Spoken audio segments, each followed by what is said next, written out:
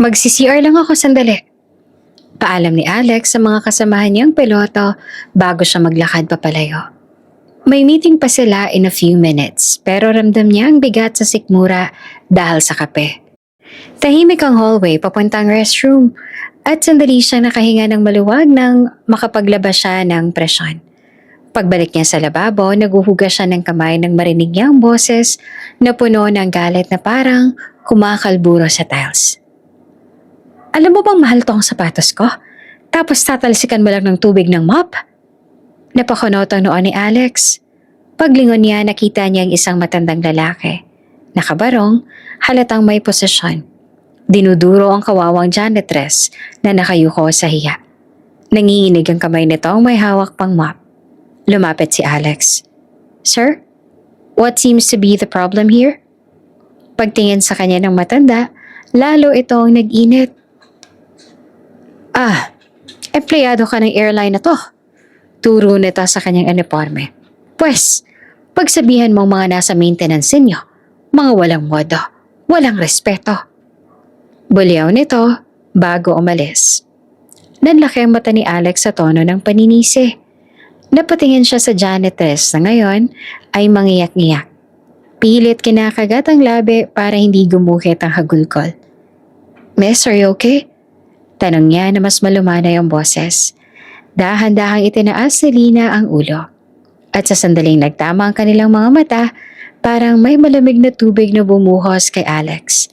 Parang biglang bumigat ang hangin. May kung anong pagkilala o pagkabigla na hindi niya maipaliwanag. Bago ka pa lang sa channel neto, ibang kwento ni Ate Jane, istorya mo, ikwento ko. Huwag kalimutang pindutin ang notification bell at subscribe button.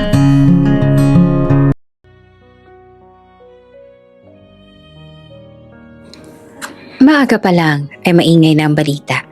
Laman ng usapan, ng social media, ng tabloid sa mga convenience store, at pati ng TV sa mga terminal ang balitang ikinagulat at ikinatuwa ng marami. Engaged na sina Alex Samaniego at Mandy Zamora. Nasa harap ng LED screen ng maraming tao sa lounge area ng Samaniego International Airport. May reporter na nakatayo sa harap ng gusali ng isang luxury hotel kung saan unang kinumpirma ang engagement. Kitang-kita sa screen ang retrato ni Alex na nakasuot ng puting uniforme ng piloto. Nakahawak ito kay Mandy na naka-dark blue naman ang uniforme ng flight attendant na may scarf. Hawak ni Mandy ang kamay ni Alex at nakangiti ito ng malawak. Para silang mga model sa poster ng isang airline commercial. Perpekto, maganda, at simple. Isa pang reporter nagsalita sa studio. Ang sabi nito, dahil tagapagmana si Alex ng Samaniego Airlines at si Mandy naman ng Zamora Hotels and Resorts, inaabangan talaga ng lahat kung kailan nila i-formalize ang kanilang relasyon. At ngayong nakumpirma na ang engagement nila, maraming supporters ang natutuwa. Hindi lamang dahil sa kanilang background bilang heirs ng dalawang malalaking negosyo, kundi dahil maraming humahanga sa kanilang pagiging humble. Ayon sa mga nakatrabaho nila, kahit ipinanganak sa mga pamilya na puro negosyo, mas pinili nilang magtrabaho bilang piloto at flight attendant. Tuwang-tuwa ang mga pasahero na nanonood. May isa pang babae na nakapila sa check-in at nagsabi, "Ay, ang sweet nila. Kita mo sa mga video? Grabe sila tumingin sa isa't isa." Sumang-ayon ang kasama nito. Tapos nakakakilig pa kapag nakikita sila sa airport. Yung tipong biglang nagtatagpo habang naglalakad.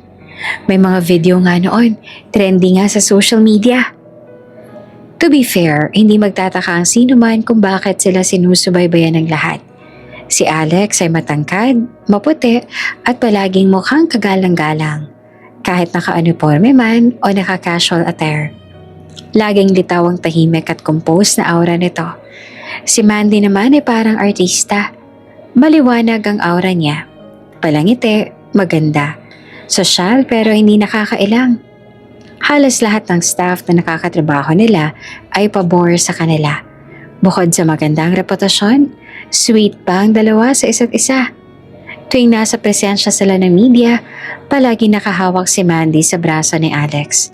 At si Alex naman ay nakayuko ng kaunti habang nakikinig sa mga sinasabi ng nobya niya.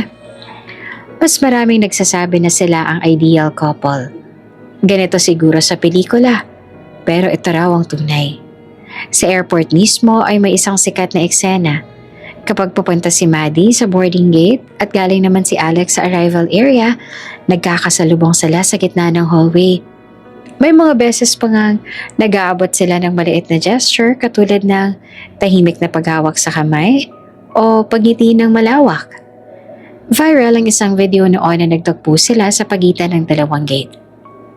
Parehong mukhang pagod pero pagtingin nila sa isa't isa, biglang gumaan ang aura. Sinabi pa ng isang pasahero na parang may soundtrack sa likod nila. Kaya naman, hindi talaga nakakagulat na malaki ang naging balita ng engagement. Ang nakakagulat siguro ay ang bilis. Para kasi hindi pa sila ganong katagal. At ngayong gabi ay may isang intimate family dinner para dito. Sa private dining room ng Zamora Hotel, nakalagay ang isang mahabang mesa na punong-puno ng pagkain. Sa isang dulo, nakaupo si Mandy. Nasa tabi niya si Alex na tahimik lang, habang nakaayos ang buhok, naka-formal polo, at minsan-minsan ay umiinom ng tubig para pagtakpan ang kakulangan niya sa pakikipag-usap. Masigla si Mandy, parang may sariling spotlight. Mom, Dad, dapat agad na tayo mag-start ng planning. Ang dami natin pwedeng venues. Pero gusto ko sana garden wedding. Gusto ko rin sana may sunset. Yung golden hour ang photos. Ang ganda kasi pag-edit nun. Plus si Alex, bagay sa warm lighting. Tawang-tuwa ang mga magulang ni Mandy. Oo naman anak, sabi ng ina. Basta kung anong gusto mo. Ang importante, masaya kayong dalawa. Tumango si Mandy at mabilis pang nagkwento. Tapos for the reception, gusto ko yung parang warm wood and white palette. Tapos yung aisle, babalutan ng flowers. Imagine niyo si Alex nasa altar. Tapos makikita niya ako. Tapos, huminto siya para pakiligin at tumingin kay Alex na halos hindi pa nakakapagsalita. Ngumiti naman si Mandy sa fiancé niya. Babe, excited ka na rin ba? Umangat ang tingin si Alex mula sa plato at naglabas lamang siya ng mahinang ngiti.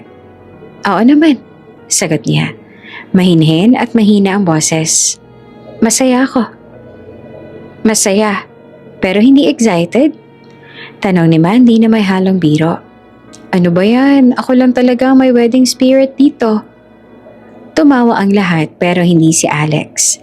Sa gitna ng tawanan ng mga magulang ni Mandy at mga kapatid nito, lumubog ang pakiramdam ni Alex. Hindi niya ma-explain kung bakit parang may nakaharang sa dibdib niya. Parang hindi siya makahinga. Habang nakikita niya ang saya ni Mandy, lalo siyang napapaisip kung bakit hindi niya kayang ibalik ang parehong level ng saya. Mahal niya si Mandy, oo. Pero bakit parang may nakasapit na tanong sa isipan niya? Handa ba talaga siya? Bakit parang hindi? Bakit parang may kulang? At doon magsisimula ang tahimik na kaba na hindi niya maintindihan. Kinagabihan matapos ang dinner, nagsabi si Alex na mauuna na siya. Aniya, kailangan niya ng hangin. Hindi na nagtanong si Mandy dahil masyado pa itong masaya sa pakikipag-usap sa pamilya niya. Pagkalabas ni Alex ng hotel, dumiretso siya sa isang kilalang club kung saan madalas tumambay ang ilang piloto at crew. Pagpasok niya ay agad siyang sinalubong ng malakas na tugtog at masiglang ilaw. Sa sulok na mesa, nakita niya ang barkada niya. Kabilang dito ang matalik niyang kaibigan na si Michael na isa ring piloto. Pare! Sigaw ni Michael habang kumakaway at may hawak na beer. Dito, umupo ka! Umupo si Alex at umorder ng drink. Hindi pa man nagsisimula ang usapan ay napansin agad ni Michael na parang mabigat ang aura ng kaibigan niya. Teka, sabi ni Michael, mukha kang hindi masaya ah. Dapat masaya ka, engage ka na. Ano na naman bang problema mo pare? Nagtagal pa bago sumagot si Alex. Umikot muna ang isang baso sa kamay niya bago siya nagsalita. Michael, mahinang sabi niya. Pare, I think I'm having second thoughts. Halos mahulog ang panga ni Michael. Second thoughts? Ngayon? Para naman, kasal ng pinag-uusapan ninyo. Hindi mo pwedeng i-joke yan. Hindi ako nagjo-joke, sagot ni Alex. Kanina sa dinner, hindi ko talaga alam eh. Hindi ako makasabay sa saya ni Mandy. Hindi ako makapag-isip ng maayos. Hindi ko alam kung handa na ako. Teka. Sabi ni Michael habang umupo ito ng mas diretso. Ibig mong sabihin, hindi ka pa rin ready sa kasal? Huminga ng malalim si Alex. Yun na nga pare, hindi ko alam bakit. Mahal ko si Mandy, oo, pero parang may kulang. Parang may humihila sa akin pabalik. Nag-isip si Michael saglit bago sumagot. Alam mo pare, nung ikinasal ako kay Lori, never ako nagkaroon ng second thoughts. Hindi dahil sa perpekto ako pero kasi mahal ko siya. Hindi ako nagdalawang isip. Napalunok si Alex. Tapos bumaba ang tingin niya. Yun na nga pare. Kaya ako nakokonsensya. Kasi mahal ko rin naman si Mandy. Tagal na namin. Pinili ko siya. Pinili ko tong landas na to pero bakit parang hindi sapat? Bakit parang hindi ako buong buo? Tumungga si Michael. Nag-isip saglit. Teka, may suggestion ako. Tiningnan siya ni Alex. Ano naman yun? Bakit hindi natin i-test? Sabi ni Michael. Isang simpleng test lang para malaman mo. Sa stag party mo, ako nang bahala. Kukuha ako ng mga babae. Yung tipong sexy at masaya kasama. Kapag may nagustuhan ka, ibig sabihin, hindi ka pa nga talaga handa. Ibig sabihin, may hinahanap ka pa. At hindi mo pa kayang lumagay sa tahimik.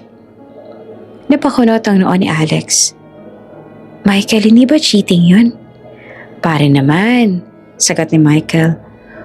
That's one way to know if you're ready. Aba, hindi biro ang kasal ah. You have to be ready. Dapat walang second thoughts. Dapat, mahal mo talaga. Dapat, satisfied at content ng puso mo. So think about it. Hindi ka agad nakasagot si Alex. At isa pa, dagdag ni Michael. Inaabangan ng buong bansa ang kasal ninyo. Pinag-uusapan ito ng lahat. Hindi to ordinaryong kasal. Kaya dapat sigurado ka pare. Hindi pwedeng pumunta ka sa altar na may bumabagabag sa isip mo. Tahimik lang si Alex. Tahimik hanggang sa wala na siyang marinig kundi ang tugtog ng club at ang pag-ingay ng mga taong sumasayaw. Mabigat ang dibdib niya. Mas mabigat pa sa kanina. At sa sandaling iyon, hindi niya alam kung mas lumuwag ba ang dibdib niya dahil nailabas niya ang totoo niyang nararamdaman o mas lalo lang siyang nabulabog. Isang bagay lang ang malinaw. Hindi na siya sigurado. At ayaw man niyang aminin, natatakot siya. Hindi pa siya handa. Pero paano niya sasabihin kay Mandy na ilang oras lang nakalipas ay sobrang saya nito at punong-puno ng pangarap ang mga mata habang pinaplano ang araw na dapat ay pinakamasaya sa kanilang dalawa. Hindi niya alam. Ang alam lang niya ay tahimik siya nakaupo sa mesa ng club, hawak ang baso, at unti-unting nauubusan ng lakas at tapang. Habang patuloy na umiikot ang mga ilaw ng club, tila doon din umiikot ang tanong na hindi niya masagot. Handa na ba talaga siya? O baka mas totoo na hindi? Sa gabing iyon, hindi alam ni Alex ang sagot. At hindi rin niya alam kung kailan siya magkakaroon ng lakas na gawin ito. Pero nagsimula ng pagbitak sa perpektong larawan nila ni Mandy. At hindi niya alam kung mapipigil pa niya. Tahimik ang maliit na bahay ni Nalina sa bandang dulo ng San Rafael Street. Luma ang bubong at umuugong kapag malakas ang hangin. May lumang kortina sa bintana na nag-iikot tuwing umaabot ang hangin mula sa labas. Sa kusina ay may mga pinggan na hindi pa nahugasan. May mga lumang paso sa gilid at amoy ng sinaing na kanin na nag-iiga sa rice cooker. Sa gitna ng katahimikang iyon ay biglang sumabog ang boses ni Tia Cora. Malakas at mabigat. Parang hampas ng sandok sa metal. Wala ka namang silbi, Lina. Iyan bang pinagtatrabahuhan mo? Para saan? Para sa wala? Napatigil si Lina. Nakayuko siya. Parang maliit na batang nagkamali. Nakatayo siya sa sala at mahigpit na hawak ang laylayan ng kaniyang lumang palda. Nakasilip sa gilid ng pintuan ang kapatid niyang si Sam, 12 taong gulang. Takot na takot ang mga mata ni Sam habang nakatingin sa kanila. Naroon din si Tio Tony sa dining area. Nakaupo sa sira-sirang monoblock chair. Umiling ito at sinanda ng mahabang buntong hininga. Araw-araw na lang ganito. Ano bang ginagawa mo sa buhay mo, Lina? 6 na taon ka na namin pinapakain dito. Wala ka namang naitutulong. Hindi nagsalita si Lina. Kahit gusto niyang magsabi ng dahilan, alam niyang walang mangyayari. Alam niyang kahit ano pang sabihin niya, mali siya sa paningin nila. Sa loob ng 2 oras ay hindi siya tinigilan ni Tia Cora. Nakakahiya ka. Palamunin. Halos malas ang inabot namin mula nang dumating ka rito. Kayong magkapatid, walang ginawa kundi dagdag abala. Napatigil si Lina nang maramdaman niya ang malakas na sabunot. Kumapit ang mga daliri ni Tia Cora sa buhok niya at mabilis siyang naitulak sa sahig. Ano ba siya? Huwag mo naman kung ganyan. Bulong ni Lina habang pilit tumatayo. Huwag ka nang sumagot. Matuto kang lumugar. Akala mo ba hindi namin alam na tamad ka sa trabaho? Sales lady ka pero wala ka namang kwenta. 10 oras kang nasa mall pero ano? Kaunti lang ang benta mo? Saan napupunta yung galing mo nung mayaman pa kayo? Nang marinig ni Lina ang salitang iyon, ay parang tinamaan ng puso niya. Mayaman. Noon, bago sila mawala. Bago mamatay ang mga magulang niya.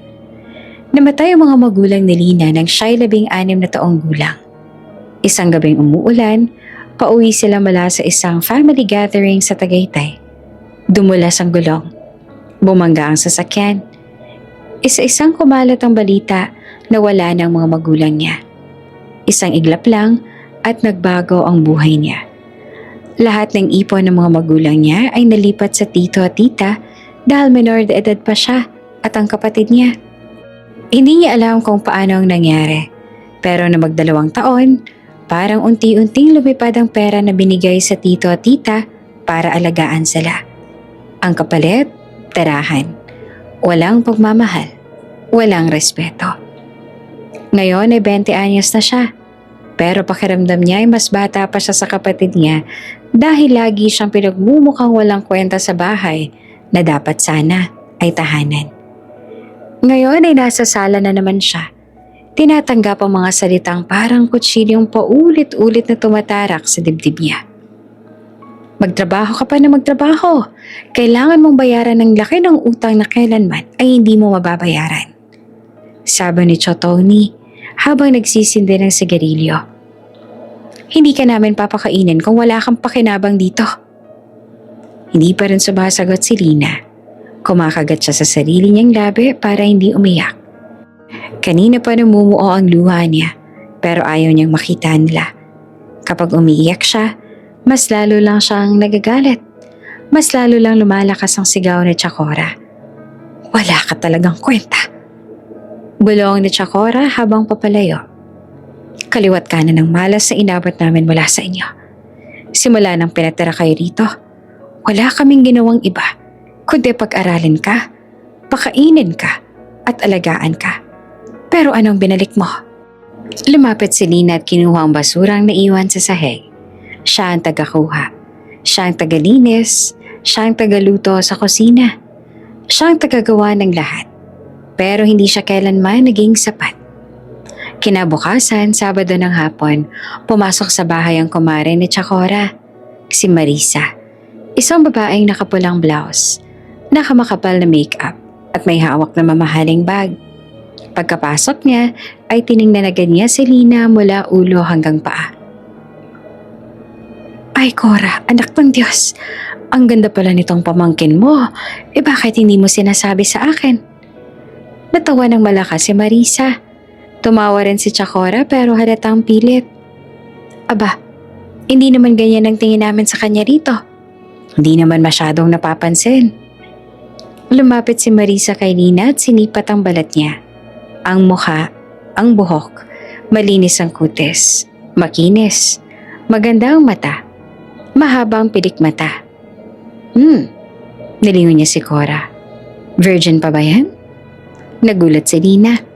Halos hindi siya gumalaw. Para siyang binuhusan ng malamig na tubig. Kumunot ang noo ni Tita Cora. Ewan ko dyan. Malandi ang batang yan. Malay ko ba kung sino-sinong nakakasama niyan? Hindi ko yan binabantayan gabi-gabi. Napailing si Marisa. Tumingin ulit kay Lina at mas pinagmasdan pa ang katawan. Sa tingin ko naman wala pa. Kita mo sa galaw niya mahiyain. Tapos ang itsura, alaga. Nako, swerte ka dyan, Cora. Swerte? Bakit naman? Tanong ng tita niya. Lumapit si Marisa kay Cora at bumulong ng mariin. Pero rinig pa rin ni Lina ang bahagi ng usapan. Yung pamangkin ko, kumikita ng malaki sa pag-escort.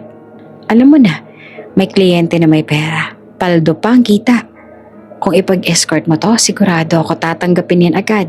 Maganda, malinis at mukha pang inosente. Aba, premium yan. Para siyang sinuntok sa sikmura. Hindi niya alam kung paano natanggap ng tita niya ang suggestion na iyon pero biglang kumislap ang mata ni Tita Cora. Parang may nakitang bagong pagkakakitaan. Ay, ganun ba? Premium ha? Ngumiti si Cora. Baka nga. Hindi na nakapigil si Lina. Tiyang, wag po. Hindi ko po kaya. Hindi po yan tama. Halos manginig ang boses niya. Bigla na lang humarap si Tita Cora at malakas siyang sinampal. Dumapo ang kamay nito sa pisngi niya na parang latigo. Huwag ka ngang sumabat, sigaw ni Tita Cora. Lahat ng gusto namin, susundin mo. Dahil palamunin ka lang sa bahay na to. Wala kang karapatang tumanggi. Tiyang, hindi po talaga. Ayoko po. Hindi ko po gagawin yon. Pero bago pa niya matapos ang pangungusap, ay dinampot ni Cora ang buhok niya at hinatak papunta sa dingding. Huwag kang magmalinis. Isa kang pabigat. Walang silbi. At kung may paraan para bumawi ka, eto na yan. Ngayon pa lang dapat magpasalamat ka na at binibigyan ka namin ng tirahan. Napayo ko si Nina. Nangangatog ang katawan niya. Hindi niya alam kung saan siya lulugar. Hindi siya makapagsalita. Ang tanging nararamdaman niya ay sakit, takot, at hindi masukat na pangamba. Tinitigan siya ni Marisa na parang produkto. Huwag ka mag-alala, iha. Hindi to masama. Trabaho lang ito. At maganda ka pa naman. Kikita ka pa. Hindi katulad ng iba dyan na walang nagbabayad. Umiling si Lina. Hindi ko po kaya. Hindi ko po gagawin. Biglang humataw si Tita Cora ng kahoy na sandala ng upuan sa braso ni Lina. Napahiyaw si Lina sa sakit. Sabi ko, huwag kang sumagot. Nagulat si Marisa, pero hindi naman ito nakaalam. Malupit ka naman masyado, Cora. Pero sige lang, kailangan din yan matuto. Sa bawat salita ni Chacora ay parang lumiliit ang mundo ni Lina. Wala siyang ibang magawa kundi pumikit. Bumagsak ang luha niya, tahimik at walang tunog. Gabi na, madilim ang kwarto nila Lina at Sam. May maliit na bumbilya sa sulok pero halos wala ng ilaw. Nakahiga si Lina sa lumang kutsyon na parang sako lang. At maigpit niyang yakap ang lumang kumot. Narinig niya pang bumukas ang pinto. Ate, boses ni Sam na mahinang-mahina na parang hangin lang. Lumapit ang dalagita at naupo sa gilid ng kama. Ate, narinig ko yung mga sigaw nila. Okay ka lang ba? Hindi naman agad nakasagot si Nina. Pinunasan niya ang luha niya gamit ang manggas. Okay lang si ate, Sam. Mahina pero pilit. Wala, pagod lang ako. Hindi totoo yan, ate. Umiiyak ka. Umupo si Sam at tinawakan ng kamay ni Lina. Ate, kung ayaw mo na dito, pwede naman tayong umalis, diba? Napasinghap si Lina. Parang tinamaan ng matalim na salita. Gusto ko sana, Sam. Balong niya. Gusto ko talagang umalis. Gusto ko sana na hindi mo na marinig ang sigaw nila. Na hindi mo na maramdaman ang galit nila. Pero, hindi pa kaya ni ate. Bakit? Tanong ni Sam na nangingilid na rin ang luha. Ayaw mo ba na tayo na lang dalawa? Hindi yan ang tanong, Sam. Hinaplas niya ang buhok ng bata. Ang totoo niyan, hindi pa talaga kaya ni ate na buhayin tayo. Hindi ko pa alam paano. At ayaw naman kitang iwan dito. Hindi kita iiwan kahit na kailan. Kaya kahit masakit, kahit mahirap, kakayanin ko. Yumakap si Sam kay Nina. Ate, sana maging masaya ka rin. Sana makaalis tayo balang araw. Oo, Sam. Bumagsak muli ang luha ni Lina habang yumayakap pabalik. Lahat ng gagawin ni ate para sa'yo. At sa dilim ng gabing iyon, sa pagitan ng takot at kabiguan, tanging yakap ng magkapatid ang nagbigay kay Lina ng dahilan para huminga pa. Kahit alam niyang mula bukas hanggang sa mga susunod na araw, bangungot pa rin ang aabutin niya. Pero alang-alang sa kapatid niya, gagawin niya ang lahat. Ayusin mo ang trabaho mo, ah?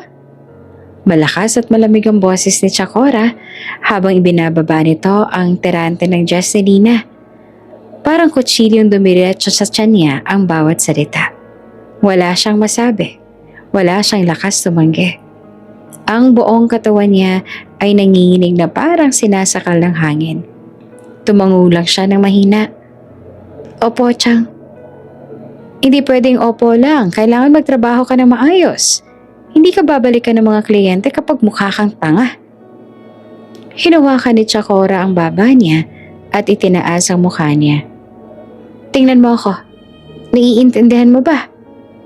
Opo, Chang. Bulong ni Lina na halos hindi lumalabas ang boses. Sa loob ng maliit na kwarto ay nakalatag ang damit na ipapasuot sa kanya. Isang fitted na red dress na maikli. Sobrang ikli na halos hindi niya maitaas sa mga binti. Nakalantad ang balikat niya. Kita rin ang halos buong dibdib niya dahil sa malaki na hiwa ng tela. Nakapako ang tingin niya sa damit na iyon. Hindi niya kayang tingnan ang sarili niya sa salamin. Lalo na pagkatapos siyang ayusan ni Marisa at nang pamangkin nito ang si Nina. Sabihin mo nga, hindi ba't ang ganda niya? Sabi ni Marisa kanina habang tinatapos ang makeup ni Nina. Para itong artista, sobrang aliwalas ang mukha. Mga ganitong itsurang hinahanap ng mga kliyente. Yung mukhang inosente pero kayang sumabay sa ligaya. Nanginig ang tuhod ni Lina sa salitang iyon. Hindi niya alam kung paano siyang napasok sa sitwasyong ito. Pagkatapos masira ng buhay niya, ngayon ay parang ibinenta na rin siya. Habang nasa loob ng sasakyan papunta sa hotel, hindi umiimik si Lina. Ang mga kamay niya ay mahigpit na nakadikit sa kanyang tuhod. Pakiramdam niya ay kahit anong oras ay pwede siyang himatayin. Malamig ang aircon, pero mainit ang batok niya sa kaba. Sumasakit ang ulo niya sa bigat ng isip. Lina, pakinggan mo ako, sabi ni Chakora. Huwag ka magpapakita na hindi mo alam ang ginagawa mo. Hindi ka pwedeng magmukhang tulala. Ipakita mo na masaya ka, na gusto mo ang trabaho. Intindihin mo, malaking perang pwede mong dalhin dito kung magiging mabait ka sa mga kliyente. Hindi siya sumagot. Kailangan mo magtrabaho ng maayos. Tandaan mo, hindi ito libre. Palamunin ka namin sa bahay kaya umayos ka. Nakatitig lang si Lina sa labas. Ang city light sa kalsada ay naglalabo-labo na dahil sa luha niya. Hindi siya makapaniwala na sa edad niyang 20 ay napunta na siya sa gabing ito. Gabing hindi niya naman talaga pinili. Pagdating nila sa hotel, napakalaki ng lobby. Marble ang flooring, mataas ang chandelier, maliwanag ang ilaw. Parang ibang mundo. Puno ng mga taong nakagown, nakasuit, may hawak na mamahaling bag at relo. Pero sa isang sulok, sa pagitan ng dalawang malalaking haligi, ay naroon ang isang grupo ng mga babaeng nakasuot ng maikling damit. Maikli, makulay, hapit, naka-makeup ng makapal. May ilan na tumatawa, may ilan na tila sanay na sa ganitong tagpo. Doon sila lumapit. Paglapit pa lang nila ay narinig na ni Lina ang boses ng isang babae. Ay, siya ba si Lina? Tumango si Marisa. Oo, yan siya. Sabi ko sa inyo maganda 'di ba? Bagong-bago. Lumapit ang isang mestisang babae na halatang mas mataas ang ranggo sa mga kasama niya. Siya si Nancy, pamangkin ng kumare. Suot niya ay isang silver dress sa kasing kinang ng chandelier. Umikot siya kay Lina. Parang sinusuri mula ulo hanggang paa. Ay, ang ganda pala talaga, sabi ni Lina. Sabi ni Mamang virgin pa raw, totoo ba yun? Hindi agad nakapagsalita si Lina. Parang tumigil ang mundo niya. Si Chakora ang sumagot. Ewan ko dyan pero mukha naman. Umiling si Nina at ngumiti ng parang may nakita siyang bagong laruan. Naku, jackpot tayo dyan. Perfect siya para sa gift girl. Premium yan. Sigurado akong matutuwa ang groom. Parang binuhusan ng yelo si Lina. Gift girl. Hindi niya alam ang ibig sabihin pero alam niyang masama. Alam niyang hindi iyon ordinaryong salita. At mas lalong hindi iyon dapat ikatuwa ng kahit sino. Halika na, sabi ni Nina. Aakyat tayo sa penthouse. Naghihintay na ang lahat. Huwag kang matakot basta sumunod ka. Sumunod si Lina kahit nanginginig ang mga tuhod niya. Wala siyang magawa. Nakatukod ang takot sa dibdib niya. Pag-akyat nila sa penthouse floor, agad niyang narinig ang malakas na tugtog mula sa hallway pa lang. Naroon ang bass na kumakalabog sa dingding. Tawa ng mga lalaking halatang lasing. At sigawan ng mga babae na sumasabay sa musika. Pagbukas ng pintuan, parang may sumambulat na mundo na hindi niya kilala. Kumakalat ang amoy ng alak, pabango at usok. May mga strobe lights na umiikot. May ilang lalaking nakapolos na nakabukas ang botones. Halatang tinamaan na ng alak. May mga sumisigaw. May nagbubuhat ng bote ng tequila, may tumatawa ng sobra. At sa gitna ng party, may isang malaking banner. Happy Stag Night, Alex! Nagpilian ng mga lalaki. Ayan na, andito na yung mga chicks. Bro, ayun no, ang gaganda. Tonight is the night, Alex. One last crazy night before your wedding. May lumapit na lalaki kay Nancy. Nancy, ayun na ba yung special? Tanong nito habang nangingiti. Ngumiti naman si Nancy. Oo, siya si Lina. Nagtinginan ng mga boys. May ilan na sumipol at kumantsaw. May nag-comment ng solid. At grabe si bro Alex, swerte. Hindi alam ni Lina kung saan siya lulugar. Nakatayo lang siya malapit sa pintuan habang pinagmamasa ng kaguluhan. May mga escort na mabilis sumayaw sa gitna ng room. Iniikot ang bewang, hinahawakan ng mga lalaki ang mga kamay nila para sumabay. May iba pang pinapainom ng alak ng mga lalaking tila wala nang pakialam sa paligid. May sumigaw pa sa gitna. Bro Alex, halika dito. Special night mo to. Lumingon ang lahat. Sa sofa nakaupo naman si Alex. Mapula ang mga mata. Nakangiti na maluwag. May hawak siyang baso ng whiskey at halatang malakas ang tama niya. Kasama niya ang dalawa pa niyang kaibigan.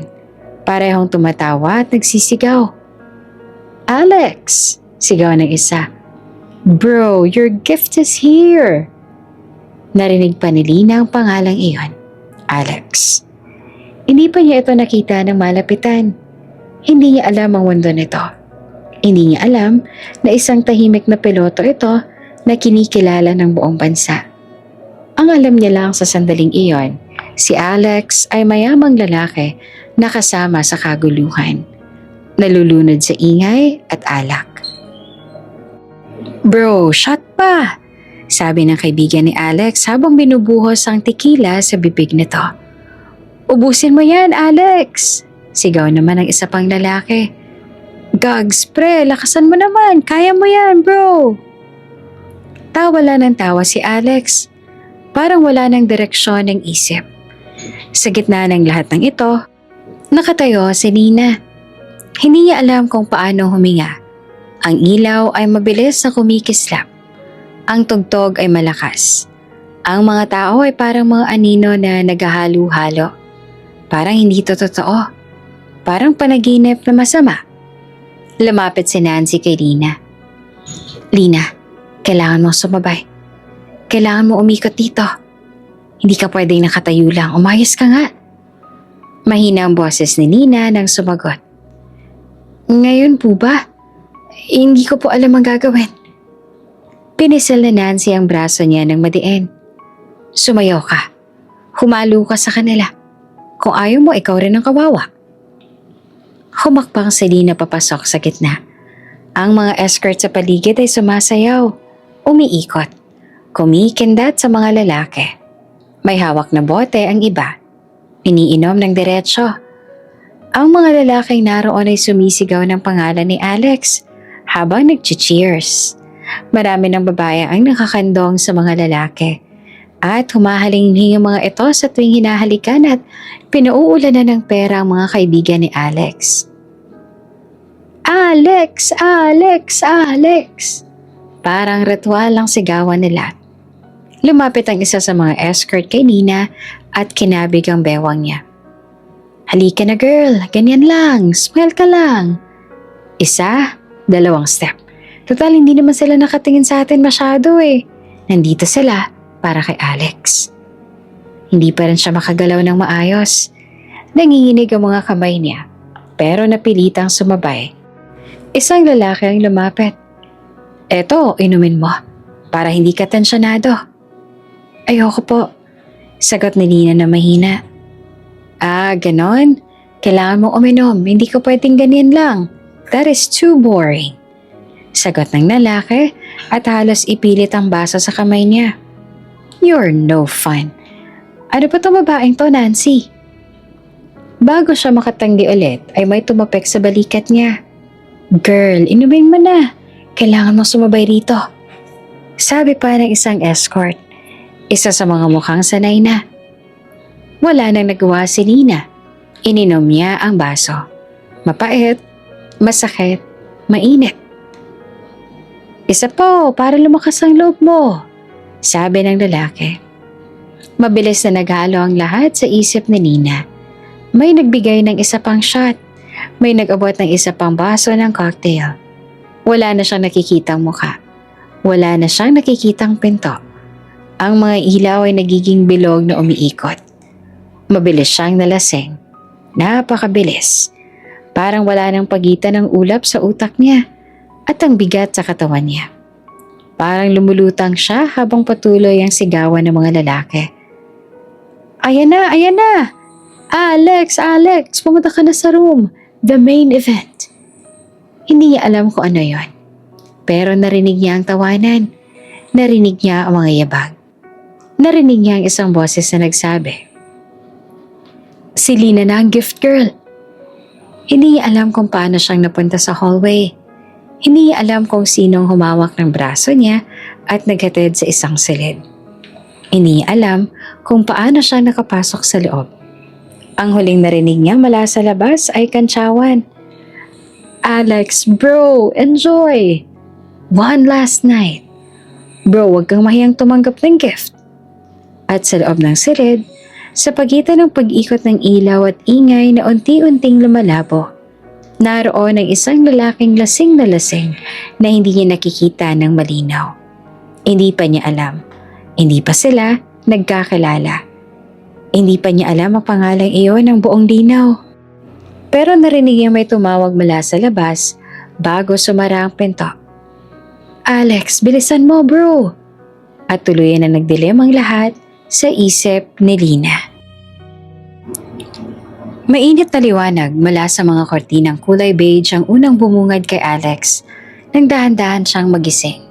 Mabigat ang ulo niya. Parang may pumupukpok na martilyo sa loob ng bungo. Ramdam niya ang kumakabog na puso at ang nanunuyong lalamunan na parang ilang araw siyang hindi uminom ng tubig. Saglit niyang kinurap ang mga mata. Umaasang nananaginip lang siya kagabi. Umaasang bahagi lang ng pagod at alak ang lahat. Pero hindi iyon panaginip. Paglingon niya sa kaliwa, may nakita siyang nakahigang babae sa malinis at puting kumot ng hotel bed. Liwanag mula sa umaga ang marahang tumatama sa balat nito. Mahaba ang buhok, magulo, parang ilang beses siyang napahiga at napabangon sa gabi. Nakapikit pa ang mga mata nito. Mukhang mahimbing ang tulog pero kapansin-pansin ang kapayatan. Ang halos iniiwasang kilos ng katawan nito na para bang kahit sa tulog ay binabantayan ang sarili. Nanikip ang dibdib ni Alex. Hindi niya alam kung bakit parang napakabigat huminga.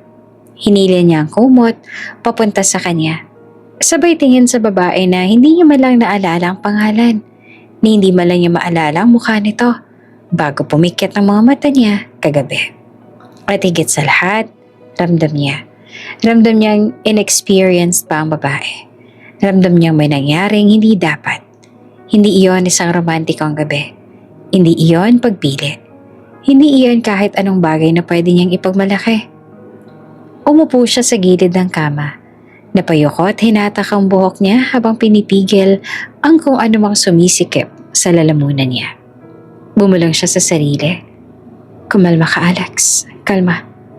Pero kahit na anong bulong niya, hindi siya makakalma. Hindi niya matiis sa tingnan muli si Lina. Pero napalingon pa rin siya. Nakahiga ito sa gilid ng kama. Nakaharap sa malayong tabi. At kitang-kita ang manipis na damit na halatang hindi pantulog. Nakita niya ang maliit na clutch bag ng babae sa lamesang kahoy sa tabi ng kama. Maingat siyang tumayo. Kinuha ang pitakan niya at tumigil saglit. Hindi niya alam kung bakit biglang kumirot ang konsensya niya ng matindi. Pero ginawa pa rin niya iyon. Binuksan niya ang clutch bag at maingat na naglagay ng makapal na halaga ng pera. Hindi iyon kabayaran. Hindi iyon pag-aalaga. Hindi iyon dulot ng kahit na anong magandang intensyon. Pero iyon na lang ang kaya niyang gawin sa sandaling iyon. Isinara niya ang clutch bag tapos ay tumingin muli kay Lina. Ilang segundo niya lang tinignan niyon. Pero parang napakatagal. Parang may nakadagan sa dibdib niya at hindi niya alam kung bakit. Hindi niya dapat ginusto ang kahit na anong nangyari. At higit sa lahat, ikakasal na siya. Napapikit si Alex habang maingat na umaatras palayo sa kama. Hindi niya alam kung paano niyang haharapin ang sarili niya paglabas niya ng kwartong iyon. Pero wala siyang pagpipilian. Kinuha niya ang jacket niya, lumakad papunta sa pinto at bago niya iyon buksan, napalingon siyang muli. Nandoon pa rin ang babae. Mahimbing ang tulog. Walang kaalam-alam sa bigat na iniwan niya rito. At sa bigat na inuwi niya. Tahimik siyang lumabas ang kwarto. Tahimik niyang iniwan si Lina. Tahimik din ang pintong sumara. Nagising si Lina sa malalim na hinga na parang may nakadagan sa dibdib niya. Masakit ang ulo niya. Masakit ang katawan niya. At masakit ang loob niya sa antas na hindi niya kayang ilarawan. Dahan-dahan niyang iginalaw ang kanyang katawan para makabangon. At pagkatapos ay napalingon sa kama. Walang tao. Walang mukha na dapat niyang makita. Walang kahit sinong magsasabing na kilala nila siya. Walang kahit sinong papakilalang mabuti man lang. Tanging amoy ng alak at lamig ng aircon ang naiwan sa kwarto. Hindi niya maalala ng buo ang nangyari. Hindi niya maalala ang mukha ng lalaking kasama niya. Hindi niya maalala kung paano siyang natulog. Pero ramdam niya na may nangyaring hindi niya ginusto. Hindi niya pinili. Nanginig ang mga kamay ni Lina nang hawakan niya ang kumot. Parang may tumutusok sa sikmura niya. Parang gusto niyang sumuka, pero wala nang lumabas. Parang gusto niyang mawala. Kinuha niya ang maliit na clutch bag niya at magulat na maramdaman niyang may laman ito. Nang buksan niya, halos mabitawan niya ang bag sa laki ng pera na nasa loob. Hindi niya alam kung bakit. Hindi niya alam kung paanong napunta iyon doon. Pero mas lalo siyang nadiri sa sarili niya, sa nangyari sa mundo. Nagmadali siyang nagbihis, halos hindi na tinignan ang sarili sa salamin at lumabas ang kwarto na parang takas sa kung anong bangungot. Tahimik siyang naglakad sa lobby, tahimik siyang lumabas sa hotel, tahimik siyang umuwi. Pero pagdating niya sa bahay, hindi naging tahimik ang mundo.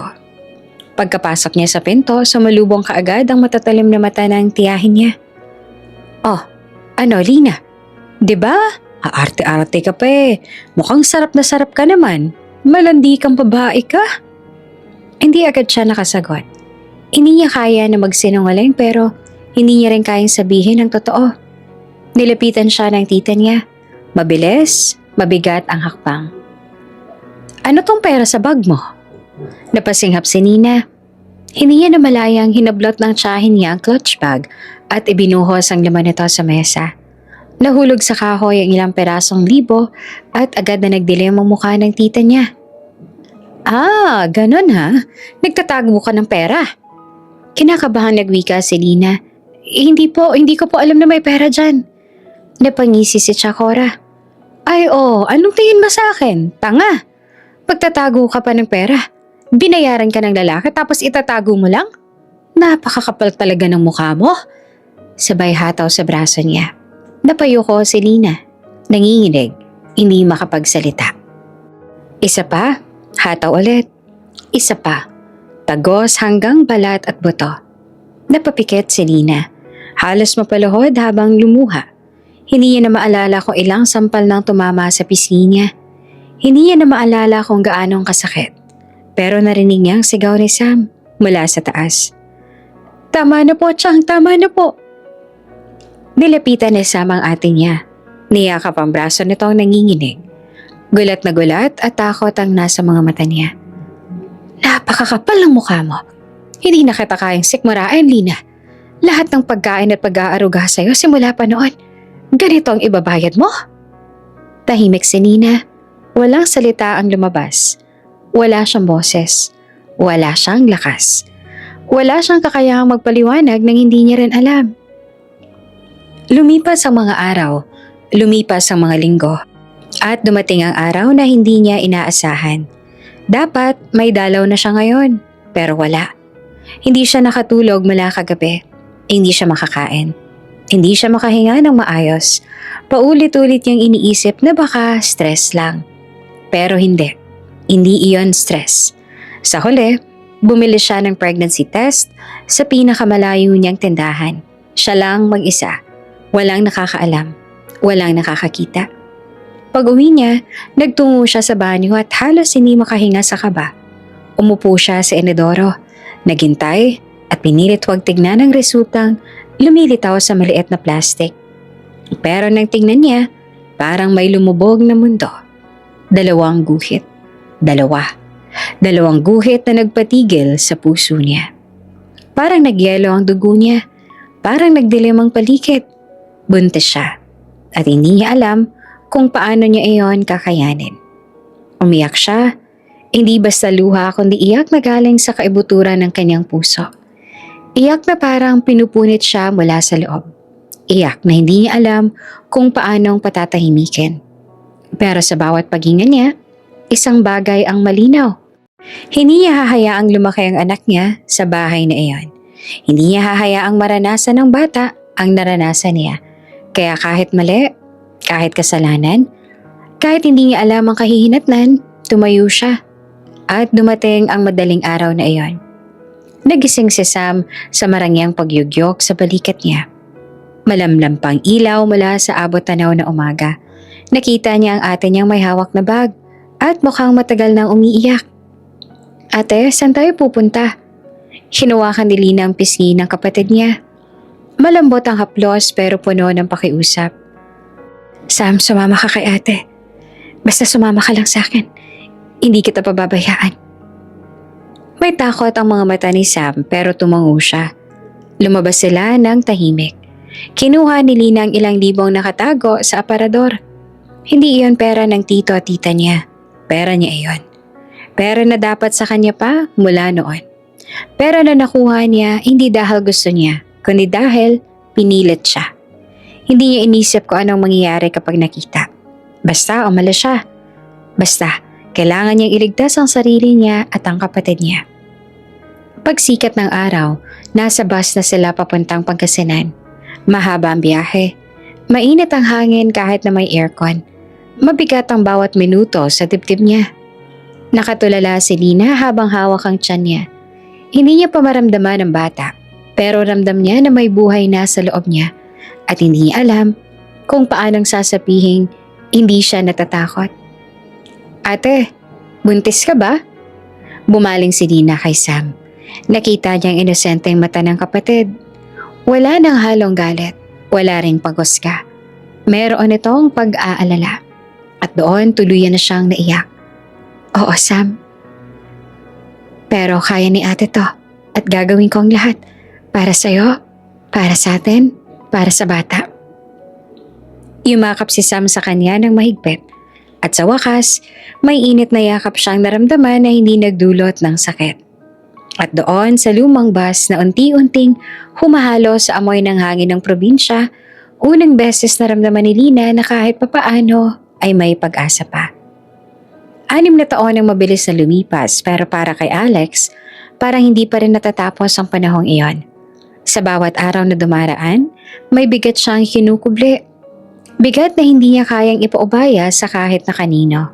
At ngayong gabi, sa isang malaking family dinner na puno ng ilaw, mamahaling pinggan at tahimik na tensyon, iyon ang muling sasabog. Late na siyang dumating.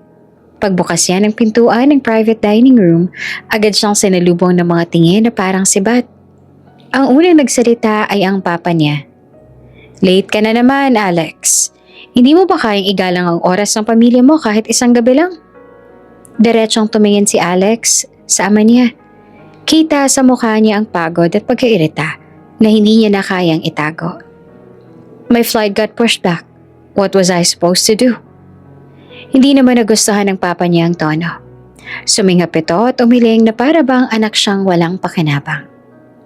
May mga bagay na inuuna, Alex. At mukhang hindi kasama rito ang pamilya mo. Wala ka na bang hiya? Umupo si Alex sa bakanting silya. Pinili ang lugar sa pinakadulo ng mesa.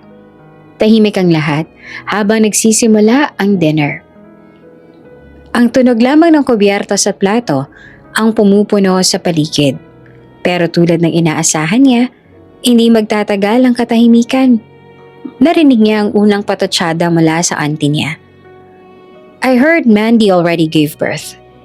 She is in a very happy marriage now. Parang may humampas sa dibdib ni Alex pero pilit niyang hindi pinahalata. Nag-ikot siya ng mata at tumingin sa kabilang direksyon. Good for her. Maikling sagot niya. May sumingit pang pinsan niya. Sayang talaga. Ang ganda pa naman ng wedding na planano ninyo. Sa tingin ko nga, dream wedding iyon ng buong bansa. Ngumisi ang auntie niya habang naglalagay ng gulay sa plato ng asawa niya. Kung may award lang sa biggest scandal sa business news noong taon na yon, panalo ng pamilya natin. Lalo na't biglaan mong brinik ang engagement niyo. No explanations? Wala malang respeto sa pamilya ng babae. Nakatungo si Alex habang hinahawakan ang basa niya. Kumakabog ang sentido niya sa galit at pagod. Ngunit, pinipigil niya ang sarili. Narinig niya ang boses ng mama niya, malamig at may panghuhusga. At mabuti na lang talaga na hindi nagalit masyadong pamilya ni Mandy. Kahit papano hindi siya naglabas ng kung ano-anong press release. Aba kung nagkataon, malaking dagok iyon sa negosyo natin. Lalo pa't involved ang pangalan ng airline. Parang sumabog ang dugo ni Alex sa ulo niya. Mom, it has been 6 years. 6 years, can't we just move on for God's sake? Tahimik ang mesa. Napatigil ang lahat ng kumakain. Tumayo si Alex. Halos sumurong ang silya sa lakas ng pagtulak niya. I am the one who messed up. Akong sumira ng engagement. Akong gumawa ng mali. At ako rin ang araw-araw na nabubuhay kasama ang bigat na yan. Kayo, ano bang ginawa niyo? Araw-araw niyo akong pinarurusahan? Hindi pa ba sapat yun? Wala ni isang kumibo. Parang biglang napakaliit ng silid. Napahawak si Alex sa buhok niya. Nakapikit. At kita sa boses ang pagkapunit ng loob. I have been dealing with all of this for 6 years. 6 years. Ngunit hindi man lang ninyo ako kayang tignan bilang tao. Anak niyo ako. Hindi ako trophy. Hindi ako negosyo. Hindi ako headline. Pagkatapos noon, mabilis siyang tumalikod. Alex! Tawag ng mama niya. Hindi na siya lumingon. Lumabas siya sa pinto at tuluyan ng iniwan ng mesa na nanahimik na para bang nakakita ng multo. Nag-drive si Alex nang wala sa sarili. Hindi niya alam kung saan pupunta. Basta, gusto niyang mapalayo. Gusto niyang makawala kahit sandali. Hanggang sa makarating siya malapit sa airport. Ito ang paborito niyang lugar kapag hindi niya alam ang gagawin. Isang maliit na clearing malapit sa runway fence. Tahimik at malamig ang hangin. Kita niya ang mga ilaw ng eroplano sa paglipad. Ang mga blinking lights na sumasayaw sa dilim. Ang pag-usok ng mga makina at ang malawak na madilim na langit. Ibinaba niya ang bintana ng sasakyan. Kinuyom ang manibela. Lumabas siya sa kotse. Huminga ng malalim. Pagkatapos, walang babala, bumagsak ang bigat niya. Napaupo siya sa damuhan. At doon, sa wakas, hindi niya nakontrol ang sarili. Napasigaw siya. Napahawak sa mukha. At tuluyang nabuhos ang emosyon sa 6 na taon niyang pinipigil. Sa bawat saglit, sa bawat pilit na paghinga, paulit-ulit na bumabalik sa isip niya ang gabing iyon. Ang gabing hindi niya malimutan. Ang gabing nagbago ng lahat. Hindi natuloy ang kasal nila ni Mandy. Hindi dahil hindi niya mahal si Mandy, mahal niya ito. Maalaga, mabait at mabuting babae. Pero hindi niya makalimutan ng isang babaeng nakita niya lamang ng isang beses. Isang gabing puno ng kalasingan at pagkawala. Isang gabing nagising siyang hindi alam na nangyari pero alam niyang may mabigat na responsibilidad na iniwan sa kanya. At lalong hindi niya malimutan ng tanungin siya ni Mandy bago siya tuluyang sinira ang relasyon nila. Nakangiti si Mandy nung una siyang pumasok sa kwarto ni Alex. Pero sa sandaling nakita niya ang seryosong mukha ni Alex, unti-unting nagbago ang ekspresyon niya. Alex, bakit ganyan ang mukha mo? May problema ba? Hindi naman agad sumagot si Alex. Nakatingin lang siya sa sahig. Hawak-hawak ang bracelet na ibinigay sa kanya ni Mandy. Mandy, mahina niyang simula. We need to talk.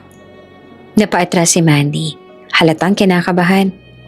Alex, you're scaring me. Ano ba yun?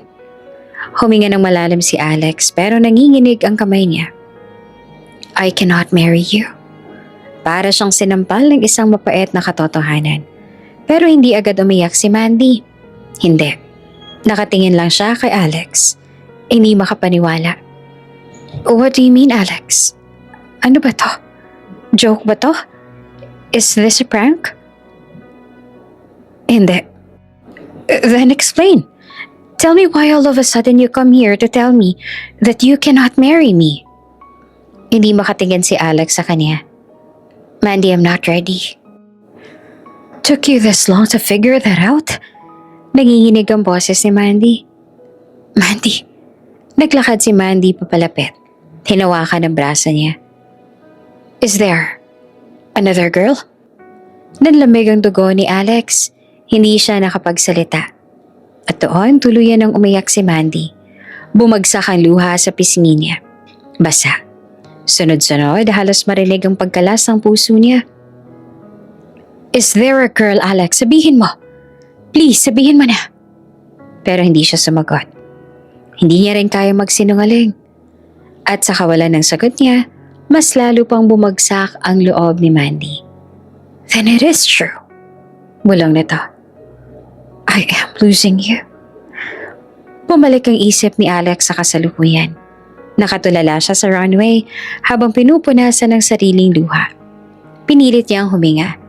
Hindi natuloy ang kasal dahil hindi niya kayang itago sa sarili na may nagbago sa kanya. May tumama sa puso niya ng gabing iyon sa hotel. At habang lumilipas ang taon, hindi iyon nawawala. Sa isang gabi lamang, isang babaeng hindi niya kilala, Isang pangalang nalaman lang niya dahil tinanong niya ang ilang tao noong sumunod na araw. Lina. Hindi niya makalimutan ang pangalan. Ang problema nang sinubukan niya itong hanapin, wala na raw sa Maynila. Walang address, walang numero, walang kamag-anak na pwedeng mapagtanungan. Para bang naglaho na lang sa mundo. At si Alex, araw-araw, kahit pilit niyang inaawasan ng mga alaala, lagi siyang bumabalik doon. Isang gabing hindi niya alam ang buong nangyari. Isang gabing hindi niya kayang ulitin. Isang gabing hindi niya makalimutan. Hinawakan niyang dibdib niya na parang may masakit na abot hanggang puso. Kahit minsan. Bulong ni Alex sa hangin.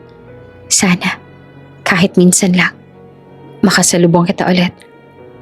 Kahit isang beses. Hindi niya alam kung bakit. Hindi niya alam kung para saan. Hindi niya alam kung anong mangyayari kapag nagkita sila ulit. Pero isang bagay lang siyang sigurado. Walang araw na hindi niya iniisip si Lina. At walang araw na hindi niya hinangad na balang araw sa isang himala, magkita silang muli. Lumipas ang mga taon na parang hangin. Sa loob ng 6 na taong iyon, tahimik na itinaguyod ni Lina ang maliit na mundo nilang tatlo. Siya, si Sam at si Atlas. Sa maliit na lang inuupahang bahay sa Pangasinan, simple lang ang buhay. Hindi laging sapat ang pera. Hindi rin laging madali ang bawat araw. Pero may kapayapaan at init ang bawat umaga. At ngayong taon, malapit nang magtapos sa high school si Sam. Isang hapon pinauwi si Lina mula sa trabaho. Nakita niya si Sam na nakaupo sa mahabang kahoy sa harap ng bahay. Hawak ang sobre na tila ilang oras na nitong iniisip buksan. Sam? Tawag ni Lina. Nilalapit ang sarili sa kapatid niya. Ano yan? Ngumiti si Sam nang may halong kaba. Parang hindi niya alam kung matutuwa ba siya o matatakot. Ate, scholarship letter. Agad na bumilis ang tibok ng puso ni Lina. Umupo siya sa tabi ni Sam, sabay hawak sa kamay nito. Buksan mo na, malambing na sabi niya. Dahan-dahan binuksan ni Sam ang sobre. Kinalas ang pahina sa loob. At ang mabasa niya ang laman ay napahawak siya sa bibig niya. Ate, full scholarship sa Maynila. Bayad ng tuition, bayad ng miscellaneous at may allowance pa. Nanlaki ang mga mata ni Lina. Parang may sumiklab na liwanag sa mukha niya. Napakapit siya sa balikat ni Sam at niyakap ito ng mahigpit. Sam, ang galing mo, ang galing-galing mo. Natawa naman si Sam ngunit nag-alala rin. Ate, may dorm sa campus. Doon na lang siguro ako titira. Nawala ang ngiti ni Lina. Umiling siya kaagad. Hindi, Sam. Delikado sa Maynila. Sasamahan ka namin. Sama-sama tayong lahat. Tumingin sa kanya ang kapatid niyang parang hindi makapaniwala. Paano ka ate? Anong magiging trabaho mo sa Maynila? Hindi ka naman basta-basta ang paghahanap ng trabaho roon. Huminga ng malalim si Lina. Ilang araw niya na rin pinag-isipan yon bago pa man dumating ang scholarship result. Yung manpower agency na pinapasukan ko, mahina niyang simula. May branch sila sa Maynila. Pwede ako magpalipat. Sinabi ko na sa kanila na okay ako kapag may opening. Napayo ko si Sam, hindi dahil malungkot, kundi dahil sobrang paghanga niya sa ate niya. Paulit-ulit siyang nagtiis ang pagod para sa kanila. At ngayon, gagawin ito ulit. Ate, paano kung makita natin si Chang sa Maynila? Baka hanapin nila tayo. Tumigas ang panga ni Lina. Hindi siya natakot, ngunit nag-iba ang ekspresyon niya na parang may biglang sakit na humaplos sa alaala. Kung hanapin nila ako, handa na ako. Kung singilin nila ako, may pambayad ako. Pipilitin kong magbayad. Tahimik si Sam sa sagot na iyon. Tumingin ito sa ate niya ng diretso.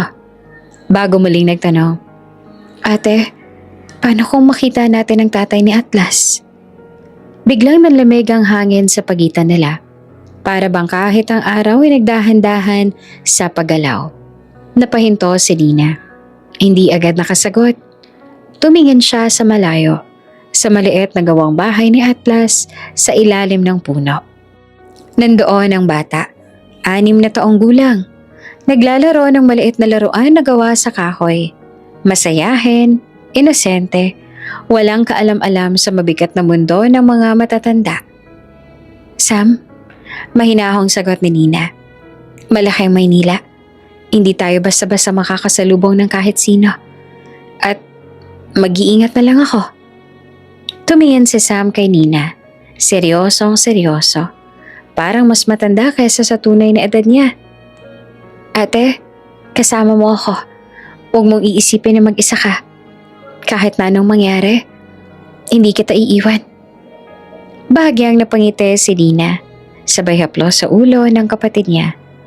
Ano ba Sam, parang ikaw pa ang ate. Ngumiti naman si Sam ng tipid. Kasi gusto kong tumino ang buhay natin. Tumingin ulit si Lina kay Atlas. Nakangiti ang bata habang pinaiikot ang laruan niya at naglalarong mag-isa. Atlas! Tawag ni Lina. Po, Mama? Sagot naman ng bata at mabilis na tumakbo papunta sa kanila. Lumuhod si Lina at hinawakan ng maliit na balikat ng anak niya. Mag-iempake tayo.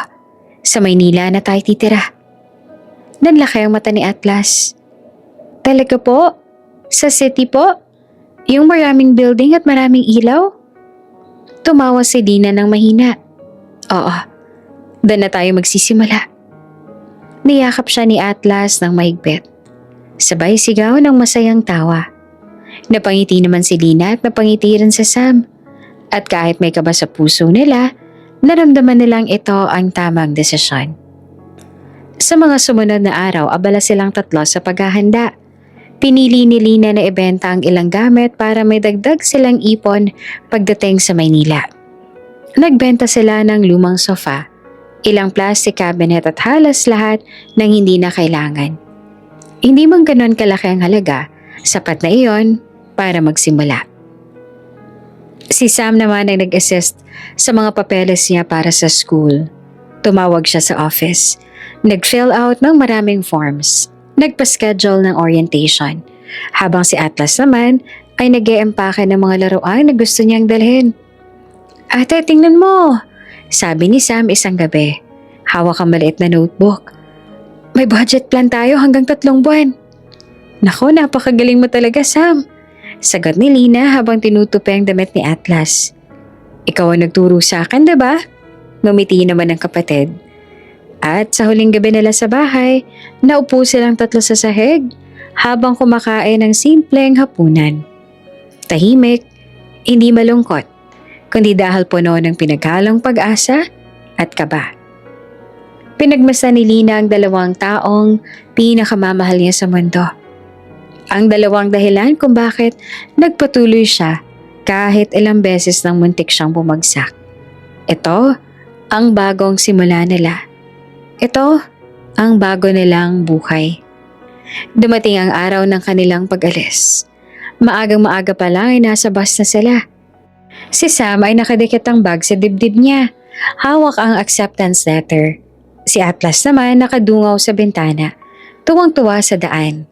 Sa mga puno, sa mga ilaw, sa bawat establishmentong matanaw na malapit sa syudad. Si Lina nakahawak sa dibdib niya. Hindi lamang dahil sa takot at kaba, kundi dahil may naramdaman niyang lumang sakit. Hindi niya alam kung anong kahihinat na nila sa Maynila. Pero handa siyang lumaban. At kahit may takot sa puso niya na baka isang araw makasalubong niya ang lalaking nakilala niya ng isang gabi, hindi iyon sapat para pigilan ang pangarap niya para kay Sam at Atlas. Pagsapit nila sa Maynila, agad nilang naramdaman ang init, ingay at bilis ng buhay. Tumawag si Sam sa registrar's office at nagpaayos ng final requirements. Si Lina naman dumiretso sa barangay hall para kumuha ng updated documents. Pagkatapos, dinala nila si Atlas sa malapit na public school para mag-enroll. Mama, ang laki pala rito, sabi ni Atlas habang nakatingala sa building. Oo anak, pero kaya mo ito, malakas ka. Kinabukasan, tumawag ang manpower agency sa kanya. Pumayag na ang central branch na lilipat siya. Inassign siya bilang janitress sa isang malaking airline, pinakamalaki sa bansa. Hawak niya ang papel na iyon ng matagal. Nakaupo siya sa maliit na upuang plastic na inuupahan nilang bagong kwarto. Tahimik ang gabi. Si Sam ang nagre-review ng requirements. Si Atlas naman natutulog na. Pinagmasdan ni Lina ang papel. Bukas ang unang araw ko. Mahina niyang sabi. Hinawakan niyang dibdib at sabay bulong. Sana maging okay ang lahat. At matapos ang gabing iyon, may kaba, may pag-asa, may bahagyang tapang. At may bagong simula na hindi niya alam kung saan patungo. Maagang gumising si Lina sa unang tunog ng alarm. Katulad ng nakasanayan, hindi niya ito pinatagal pa. Umupo siya sa manipis na kutsyon, huminga ng malalim at saglit na pinanood si Atlas na mahimbing pang natutulog sa kabilang kama. Kumunot ang noon niya nang makita ang bahagyang nakabukang bibig ng bata. Parang nangangarap pa habang umiikot ang maliit nitong mga mata sa kumot. Anak, gigising na tayo mamaya ha? Mahinahong bulong ni Lina kahit alam niyang hindi pa siya maririnig. Nagbihis siya ng uniform na pinagtuunan niya ng oras kahapon sa plancha. Puting polo, itim na pantalon, simpleng sapatos, at ID. Janitress. Hindi man ang grande, pero trabaho. Trabaho na magtataguyod sa kanila. Pagkatapos ay inasikaso niya ng anak at gayon din ang kapatid. Nag-almusal na sila at sabay-sabay nang lumabas ang apartment. Pagdating niya sa airport, sinalubong siya ng malamig na hangin mula sa napakanaming air conditioner. Maingay na agad ang paligid. Tila baha ng mga boses. Anunsyo, yabag at halakak ng mga pasaherong excited o nagmamadali. Dumikit ang kamay ni Lina sa strap ng kanyang cleaning cart habang iniikot iyon palabas ang supply room. Iba-ibang tao nakakasalamuha niya. May mabait, may pasigaw, may pasimpleng nakamasid mula ulo hanggang paa. Minsan may mag-asawang nakahawak sa kamay ng bata na dumaraan. At sa bawat ganong eksena, hindi niya maiwasang maalala si Atlas. Sa dami ng taong lumalabas at pumapasok, naisip niya kung paano kaya kung minsan masilayan ni Atlas ang tatay niya. Paano kung sa gitna ng karaming tao, bigla na lang mag-cruise ang kanilang landas. Ngunit agad niya itong iwinakse sa isipan. Hindi dapat, hindi kailanman. Mas maayos nang hindi sila magkita. Isang buwan na rin siya nagtatrabaho rito. Nasanay na siya sa bigat ng trabaho. Nasanay siya sa pakikisama sa ibang janitress. Nasanay na rin siya sa pakikipagkapwa kahit pagod at minsan pagod na pagod. Habang si Lina naman ay patuloy lang sa tahimik na pamumuhay, si Alex naman sa kabilang banda ay nasa parehong pariparan. Abala rin sa kanyang trabaho. Pare, ikaw na lang hindi kasala. Kantsaw kay Alex ang mga kaibigan niyang piloto habang naglalakad sila palabas ng crew lounge. Lahat tayo dito nagpa-stag party noon, may asawa na. Dagdag naman ni Michael na may hawak-hawak pang baby bottle ng isa sa mga anak niya. Ako nga, nakatatlo na. Napailing naman si Alex. Di ko naman kayo hinahabol, hayaan niyo ako. Umugo ang tawanan ng grupo. Tinatapik-tapik siya sa balikat. Pero sa gitna ng halakhak ng mga kaibigan, may isang anino ng katotohanan hindi niya masabi. May isang bagay na hindi niya mabitawan. Pagkatapos ng biruan, nagpaalam na sila. Kanya-kanyang flight, kanya-kanyang ruta, kanya-kanyang buhay. Ngayon ay may meeting si Alex kasamang ilang board members at kapwa piloto. Habang papasok sila sa conference room, bigla siya nagsalita. Excuse me, CR lang ako sandali. Ay, be quick, magsisimula ng meeting. Sagot naman ng isa pa. Tumangulang siya at humiwalay. Tahimik sa loob ng comfort room. Ang tunog lang ay ang malamig na ugong ng air conditioner at ang mahinang bagsak ng tubig sa lavatory. Pagkatapos niya magbawas, lumapit siya sa sink at binuksan ng gripo. Ang mukha niya, pagod, at may kung anong lungkot na hindi niya mawari. Nagwisik siya ng tubig sa mukha at marahang napapikit. Pero bago pa man siya tuluyang makabawi, isang malakas na boses ang umalingaw-ngaw mula sa kabilang bahagi ng comfort room. Mahal ang sapatos na to tapos tatalsikan mo lang ng tubig ng mop? Parang kutsilyo ang tono. Galit, mapanlait, mapanindak. Napatigal si Alex at agad na napalingon. May isang matandang lalaki, naka-coat at halatang may posisyon, ang nakatayo at nakaduro sa isang janitress na halatang nanginginig. Ang babae nakayuko, pilit na humingi ng dispensa, pero patuloy ang pang-aaway ng matandang lalaki.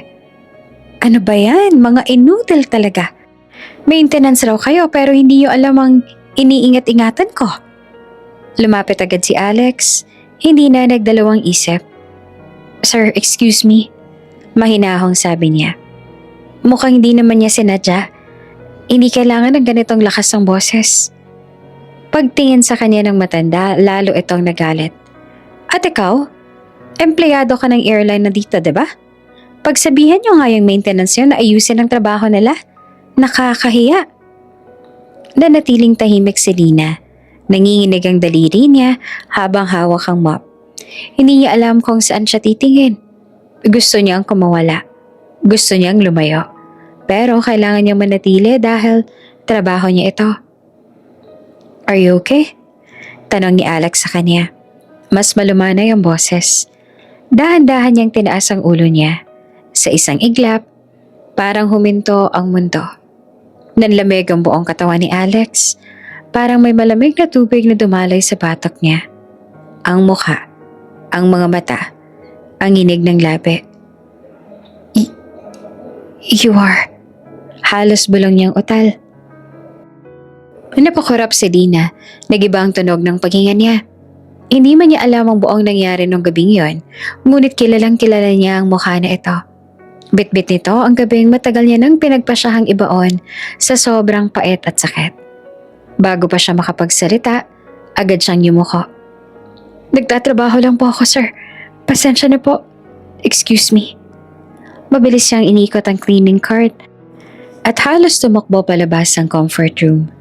Nanatiling nakatayo si Alex sa harap ng sink. Nanlalaki ang mga mata. Parang nakakita ng multo.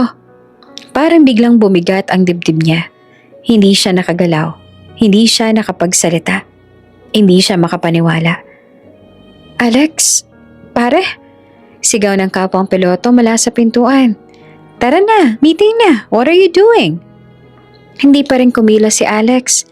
Nakatitig pa rin siya sa pintuan kung saan lumabas ang janitress. Ang janitress na si Lina, ang babaeng hindi niya nakalimutan. Ang babaeng matagal niyang hinanap. Ang babaeng iniwan niyang sugatan nang hindi niya nalalaman. At ngayon ay narito, sa parehong lugar, sa parehong oras. Muling bumilis ang tibok ng puso ni Alex. Parang matagal na nakapikit na alaala na biglang dumilat sa harapan niya. At doon niya naramdaman. Nagsisimula pa lang ang bagyong matagal niya nang tinakasan. Isang linggong lumipas mula nang muling makita ni Alex ang mukha ng janitress sa restroom. Pero hindi pa rin siya mapakali. Kahit anong gawin niya, kahit ilang flight ang natapos niya, kahit gaanong karaming meeting ang daluhan niya, isang mukha lang ang hindi mawala sa isip niya. Ang mukha ng babaeng yon. Ang mukha ni Lina. Sa tuwing pipikat si Alex, bumabalik sa isip niyang sandaling nagtama ang mga mata nila. Ang pagkabigla, ang hindi maipaliwanag na pagkakakilala, at ang paraan ng mabilis na pag-iwas nito. Parang takot na makita siya. Hindi makakain si Alex ng pagkain sa harap niya nung gabing yon. Hindi siya makatulog. Hindi siya makapag-focus. Kahit anong pilit niyang kumbinsihin ng sarili na maling assumption na yon, na hindi posibleng siya ang babaeng yon mula 6 na taon nang nakalipas, hindi kumalma ang puso niya. Kaya isang araw, sa hindi niya mapigilang pag-usyoso, nagpautos siya sa isang supervisor. Hindi direktang nagsalita ang piloto, pero sapat na ang pangalan, sapat na ang pagkakataon, si Lina. Sa kabilang banda, halos hindi naman makatulog si Lina sa loob ng 1 linggo. Mula sa sandali na nakita niya si Alex sa restroom noong araw na iyon, Para siyang binuhusan ng malamig na tubig. Hindi makagalaw, hindi makahinga. Akala niya kasing laki ng Maynila ang tsansa niyang hindi na muling magtatagpo ang landas nila. Pero nagkamali siya. Hindi niya makontrol ang panginginig ng mga kamay tuwing papasok sa trabaho. Hindi niya alam kung anong gagawin kung sakaling makaharap niya ulit ang piloto. Lalo na kapag nalaman nito ang totoo, na may anak sila, na may batang nakatali sa kanila habang buhay. At ang pinakamasakit, alam ni Lina, wala siyang lakas o karapatan na lumapit sa ama ng bata. Hindi niya kayang harapin ang tanong na iyon. Hindi niya kayang isugal si Atlas. Hindi niya kayang mawala ang anak niya. Isang umaga, pinatawag siya ng head ng maintenance. Napalunok si Lina. Parang tumigil ang mundo niya. Habang naglalakad siya papunta sa opisina, ramdam niya ang lamig sa patok niya. Kapag nakaharap niya ang piloto, ano ang sasabihin niya? Paano kung bigla itong magtanong tungkol sa nakaraan? Paano kung paulit-ulit niyang tanungin? Pagpasok niya sa opisina, naroon si Alex. Nakatayo, nakatalikod sa pinto. Paglingon at pagkakita sa kanya, agad siyang siniklot ng kaba. Nagtagpong muli ang mga mata nila. Parang nalunod siya sa bigat ng titig ni Alex. Umupo siya, pinilit niyang itago ang panginginig ng mga kamay niya. Si Alex ang unang nagsalita. Tahimik pero mabigat. 6 years ago. Para siyang binagsakan ng mundo. Napakuyom si Lina ng palad. Hindi niya pwedeng aminin. Hindi siya pwedeng mahuli. Hindi siya pwedeng malaman nitong katotohanan. Mabilis siyang umiling. Sir, hindi ko po alam ang sinasabi ninyo. Nakakunot ang noo ni Alex. Parang hindi kumbinsido. Alam mo, nakita kita noon. Sigurado ako na ikaw yan. The gift girl. At my stag party. Sir, hindi po ako ganong klaseng babae. Nanginig ang boses niya. Probinsyana lamang po ako. Nakipagsapalaran ako dito sa Maynila para mabuhay. Hindi ko po alam ang sinasabi ninyo. Mas lalong lumalim ang titig ni Alex. Lina, I know your name. Marami pong Lina. Mabilis siyang sagot. Kung ano man yun, hindi po ako yun. Ilang segundo silang magkaharap. Napakatagal ng katahimikan. At sa huli, si Alex ang unang bumitaw. Fine. Mahina niyang sabi. Hindi siya kumbinsido. Kita iyon sa mukha niya. Pero para bang pinili niyang wag nang ipilit. Para bang ayaw niyang manakit. O baka ayaw niyang gumawa ng eksena. Pwede ka nang umalis. Tumayo agad si Lina. Halos ang mamadaling lumabas ng opisina. Dalang kaba na halos hindi magkasya sa dibdib niya.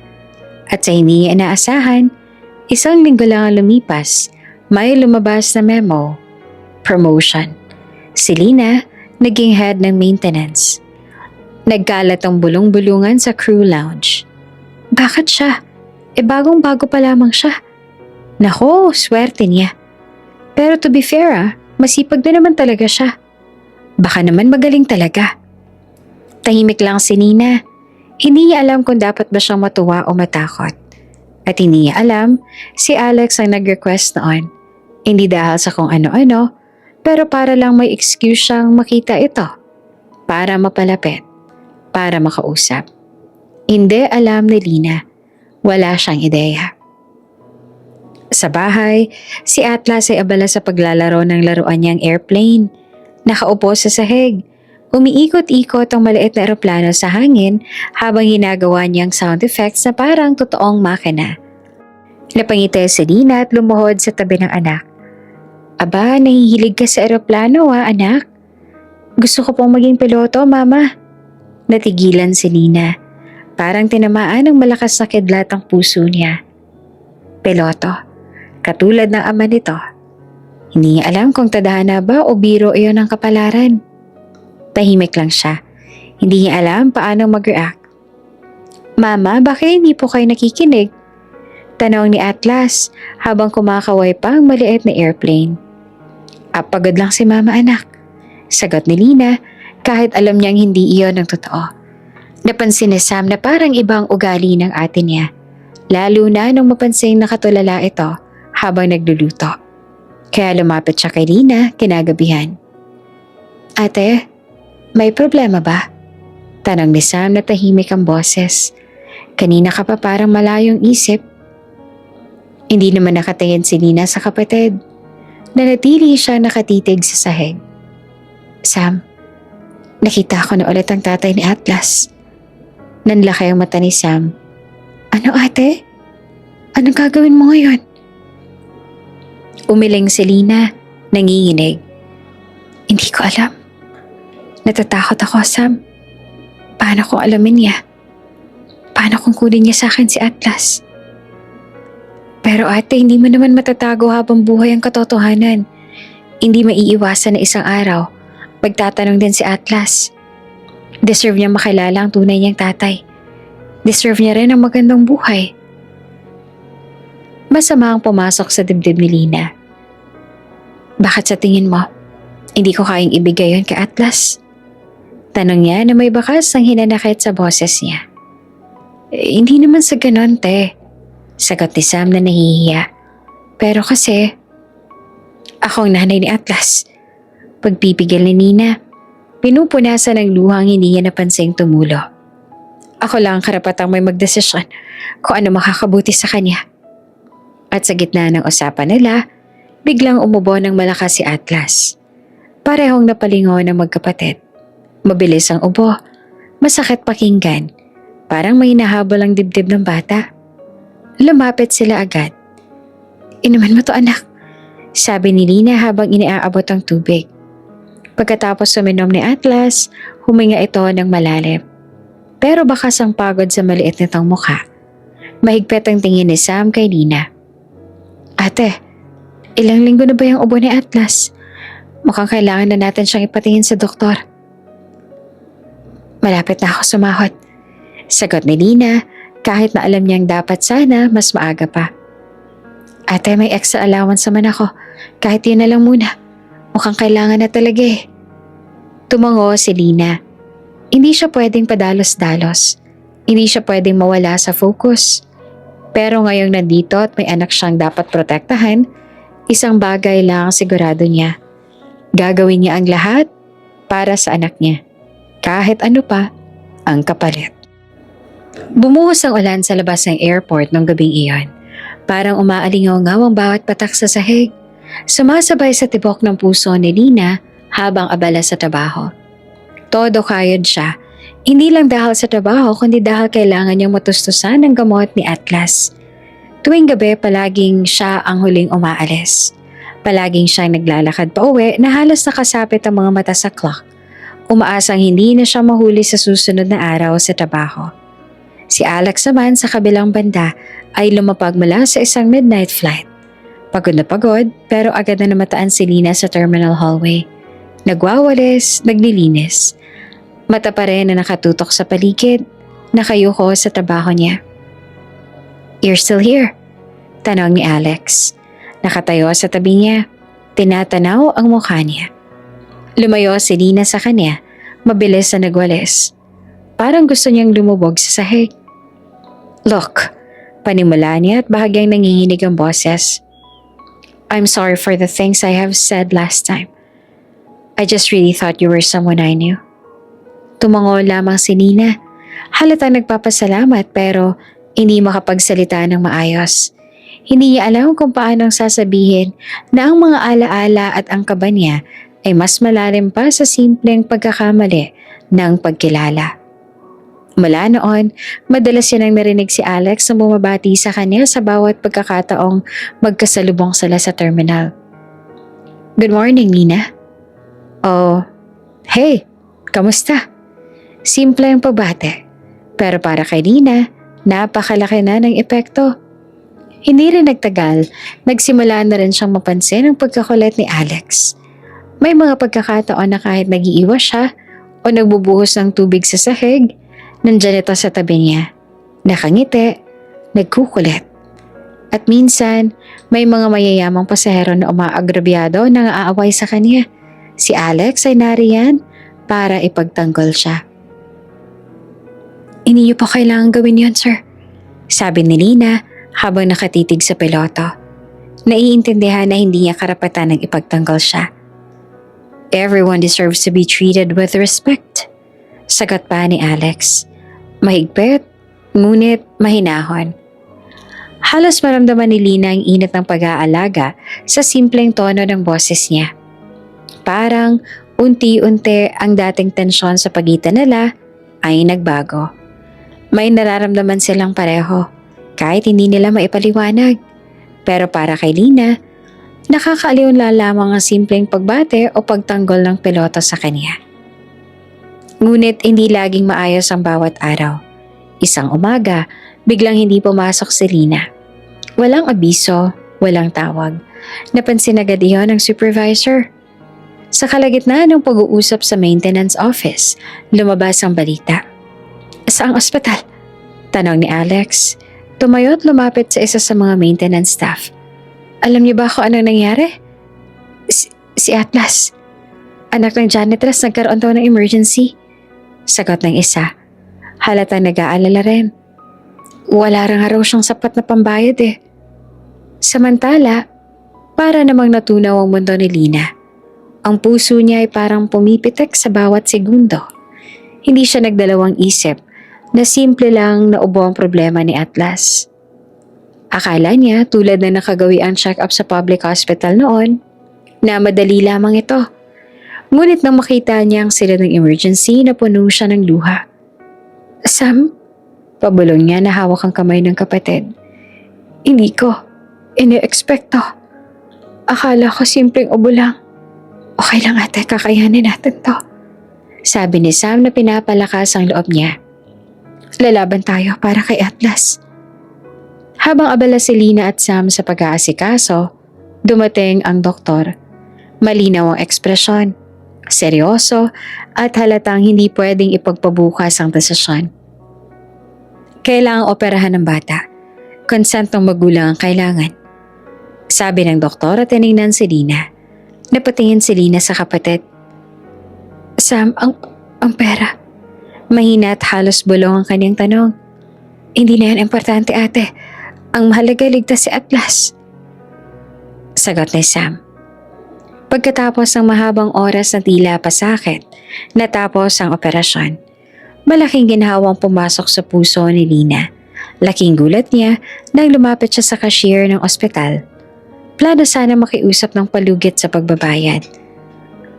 Pwede po bang bigyan kami ng hanggang sa makautang lang ng sapat? Maluha-luha niyang tanong, hawak ang mga kamay ni Sam. Ngunit bago pa niya maipaliwanag ang buong sitwasyon, may sagot ang cashier. Lahat po ng expenses bayad na? Mahinang sabi niya na nakatingin kay Lina. Napalingon si Lina. Napaluhod siya. Ang mga mata niya ay puno ng luha. At nakita niya ang tao sa kabilang dulo ng silid. Si Alex. Tahimik siya. Nakangiti ng kaunti. Ngunit ang mga mata niya ay puno ng malasakit at pangunawa. Wala siyang sinabi. Wala siyang dahilan. Wala siyang pakialam sa ibang tao sa ospital. Ngunit sa simpleng aksyon na iyon, sa pagbabayad ng gastos sa ospital ni Atlas, alam ni Lina sa puso niya na may isang tao sa mundo na nagmamalasakit hindi lamang sa kanya, kundi sa kanyang anak. Hindi niya alam kung paanong sasabihin ang nararamdaman niya. Ang pakiramdam niya ay halo-halo. Pasasalamat, pagkabigla, at ang hindi maipaliwanag na init na dumadaloy sa dibdib niya. Alex, nanginginig ang boses niya. Luha pa rin ang bumabalot sa mata. Ngunit tumango lamang si Alex. Walang salita. Parang sinasabi niyang lahat sa simpleng pagkilos. Para kay Lina, iyon ay sapat. Hindi makapaniwala si Alex sa nangyari. 6 na taon ang lumipas at ngayon, nakaharap niya muli ang babae at ang bata na uning beses siyang makilala. Lumipas ang gabi sa ospital at habang nakaupo siya sa tabi ng kama ni Atlas, binilangan niya ang sa isip. 6 na taon. 6 na taon mula ng gabing iyon. At ang edad ng bata, Kapareho ng huling naalala niya nung nagkita sila. Hindi pwedeng kutob lang iyon. Totoo. Huminga siya ng malalim. Pinilit pakalmahin ang sarili. Malalim ang kaba sa dibdib niya. Hindi niya inaasahan na darating ang araw na muling magkikita sila sa ganitong paraan. Tumungo siya kay Lina. Pinanood ang bawat kilos, bawat ekspresyon. Nakita niya ang pag-iyak, ang kaba, ang takot na baka kunin niya si Atlas. Lina, malumanay niyang sabi. Siya? Anak ko ba siya? Ang bata? Biglang lumuhod si Lina sa sahig. Mahigpit na niyakap ang katawan niya at umiyak ng buong puso. Huwag mo siyang kunin, please. Huwag mo siyang kunin. Pabulong niya ang sambit. Parang buong mundo niya ay nakatali sa bata. Humina ang dibdib ni Alex. Ramdam niya ang bigat ng mga salita ni Lina. Ang pagkabigla at takot. Alam niyang wala siyang intensyon na kunin si Atlas. Pero alam niya rin na anak niya ang bata. At bilang ama, gusto niyang tumulong. Gusto niyang protektahan. Mahigpit niyang niyakap si Lina. Hindi ko siya kukunan, Lina. Hindi. Pero hayaan mo akong tumulong. Hayaan mo akong alagaan siya. Kahit sa simpleng paraan. Hindi nagsalita si Lina. Napaluha lamang siya sa yakap ni Alex. Ramdam ang init at pangunawa na matagal niya nang hinahanap-hanap. Para siyang nahulog sa isang mundo kung saan may nagmamalasakit hindi lamang sa kanya kundi sa anak niya. Sa mga sumunod na araw, sinamahan ni Alex si Lina sa ospital hanggang sa tuluyang makarecover si Atlas. Bawat oras na kasama nila ang bata, unti-unti ring nawala ang takot ni Lina. Ramdam niya na may taong handang tumulong, handang maging kasama, hindi bilang banta kundi bilang suporta. Pagkatapos ng ilang linggo, pinakilala na ni Alex si Atlas sa mundo niya. Isang araw, dinala niya si Atlas sa terminal. At sa harap ng ilan niyang kaibigan at kasamahan, sinabing, Atlas, gusto kong ipakilala sa iyo ang mundo ko. Ang mundo ng mga taong magmamalasakit sa iyo. Tahimik lang si Lina sa tabi. Napaluha siya sa emosyon. Salamat, wika niya. Maluha-luha. Halos hindi makapagsalita. Salamat sa lahat, Alex. Talagang handa rin akong bayaran ng lahat. Para sa lahat ng tulong. Ngunit tumango lamang si Alex, may kaunting ngiti. Huwag na, Lina. Hindi naman yon ang punto ko. Pero may isang kondisyon lang. Pakiusap lang. Pinilit niyang ngumiti sa harap ni Lina. Hayaan mo si Atlas na maranasan ang mundo ko. Kilalanin ang mga tao. At makipagkaibigan. Huwag mo siyang limitahan dahil sa nakaraan. Hayain mo akong maging ama niya. Hindi naman makapaniwala si Lina. Alam niyang mahirap. Alam niyang maraming tao sa paligid ni Alex, lalo na sa airport. Mga flight attendants na may gusto sa kanya. Pati ang ilang pamilya ng piloto ay tiyak na magmamaliit sa kanya at sa bata. Alam niyang siya ang dahilan ng pagkasira ng engagement ni Alex noon. Ngunit hindi agad naging madali. Sa umpisa, may kaunting tensyon sa pagitan nila. Sa opisina, may mga flight attendants at iba pang empleyado na nakatingin kay Lina na may halong panghuhusga. Alam nilang siya ang dahilan ng pagkasira ng engagement ni Alex noon. Isang beses, habang nag-i-inspeksyon sa terminal, may flight attendant na napatalisod kay Lina. May isa pa na sinisigaw-sigawan siya. Halos mapaiyak si Lina sa sobrang kahihiyan. Lumapit si Alex. Nakatingin sa babae na parang nakikilala ang damdamin ng iba. Lina is a human being. Wala ba kayong respeto o decorum? Gusto niyo bang ipatanggal ko kayo? Have you forgotten that my family owns this airline? Mahigpit, ngunit mahinahon ang tono niya. Sa mga sandaling iyon, napagtanto ni Lina na sa kabila ng panghuhusga tingin ng iba, may isang tao na naninindigan sa kanya. Napaluhod siya, napaluha, at napangiti sabay yakap sa Alex. Hindi naglaon, mas lalo pang naging malapit ang dalawa. Ang bawat araw ay napuno ng tawanan. kwentuhan at simpleng moments. Pagkain sa terminal, pagsama sa playground ni Atlas, kahit simpleng coffee break sa lounge. Unti-unti naramdaman nila ang maling pag-usbong ng damdamin. Lina, huwag mong pansinin ang sinasabi nila, hindi yan totoo. Ang mahalaga ay ang bata at ikaw. Minsan pa may flight attendant na nananaray kay Lina. Huminga ng malalim si Alex. Lumapit at mahigpit na ipinagtanggol ang babae. Lina is part of my son's life. Huwag niyo siyang maliitin. Lalo pang lumakas ang loob ni Lina. Ramdam niya na sa kabila ng lahat, may isang tao sa mundo na hindi niya kailangang katakutan. May isang tao na handang ipagtanggol siya. Handang panindigan ang kaniyang anak. Dahil sa gabay at proteksyon ni Alex, unti-unti ring naipakilala ni Lina si Atlas sa iba. Hindi iyon naging madali. May mga titig, may mga bulong, may mga pagtatawa sa likod. Pero sa bawat pagkakataon naroon si Alex, nakatayo sa tabi nila, handang ipagtanggol at panindigan ang bawat hakbang na ginawa nila para kay Atlas. Parang isang bagyong matagal na naipon na ngayon ay unti-unting humupa. Hindi pa rin perpekto ang mundo. Ngunit para sa unang pagkakataon sa 6 na taon, si Lina ay nakaramdam ng kapayapaan. Si Atlas naman hindi niya alam kung anong lahat ng nangyayari, ngunit ramdam niya ang init at pagmamahal mula sa 2 taong pinakamahalaga sa kanya. At si Alex, para siyang isang gabay na tahimik, ngunit palaging nararoon. Handang maging sandalan, handang maging proteksyon para sa babae at bata na matagal niyang iniwan. Ngunit ngayon ay naroon na, hindi na mawawala. Sa wakas, sa gitna ng stress, ng pamamaliit at mga matagal na sakit ng nakaraan, unti-unti nilang naramdaman na maaaring may bagong simula. Isang simula para sa kanila, para kay Atlas, at para sa bagong buhay na babangon sa pagitan nila. Lumipas pa ang ilang buwan at sa wakas, natanggap na rin ng buong mundo si Alex, sina Lina at Atlas. Hindi na lang basta bilang mga tao na kailangan niyang tulungan, kundi bilang bahagi na rin ng buhay niya. Sa bawat araw na lumilipas, mas lalo niya nakikita kung gaanong kahalaga ang dalawa sa kanya. At sa bawat sandali, ramdam niya ang bigat at ganda ng responsibilidad na dala ng pagiging ama at kasama ni Lina.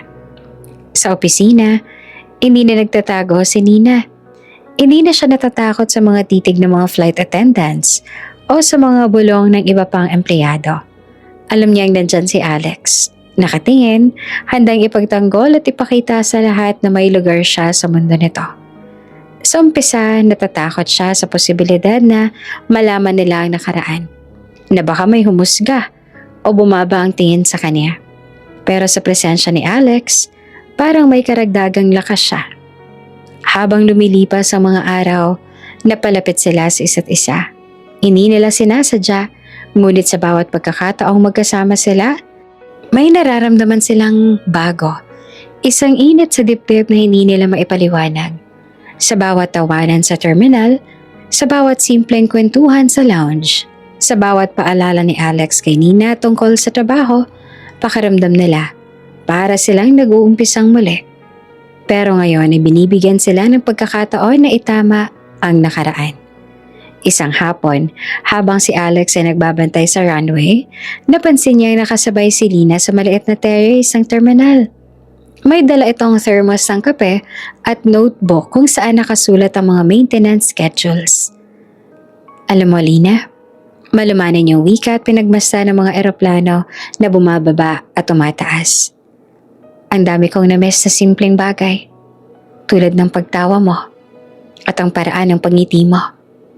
Napatingin si Lina sa kanya, bahagyang namumula ang pisngi.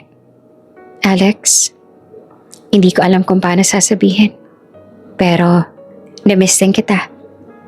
Parang tumigil ang oras sa sandaling iyon. Ang mga mata nila ay nagtagpo at para bang nag-uusap ang damdamin nila na hindi gumagamit ng salita. Hindi nila kailangan pang magpaliwanag. Ramdam nila ang koneksyon na matagal nang hindi napapansin. Siguro, Sagot ni Alex. Mahina ngunit matatag. Para tayo nagliligawan ulit. Parang 6 na taon nang wala.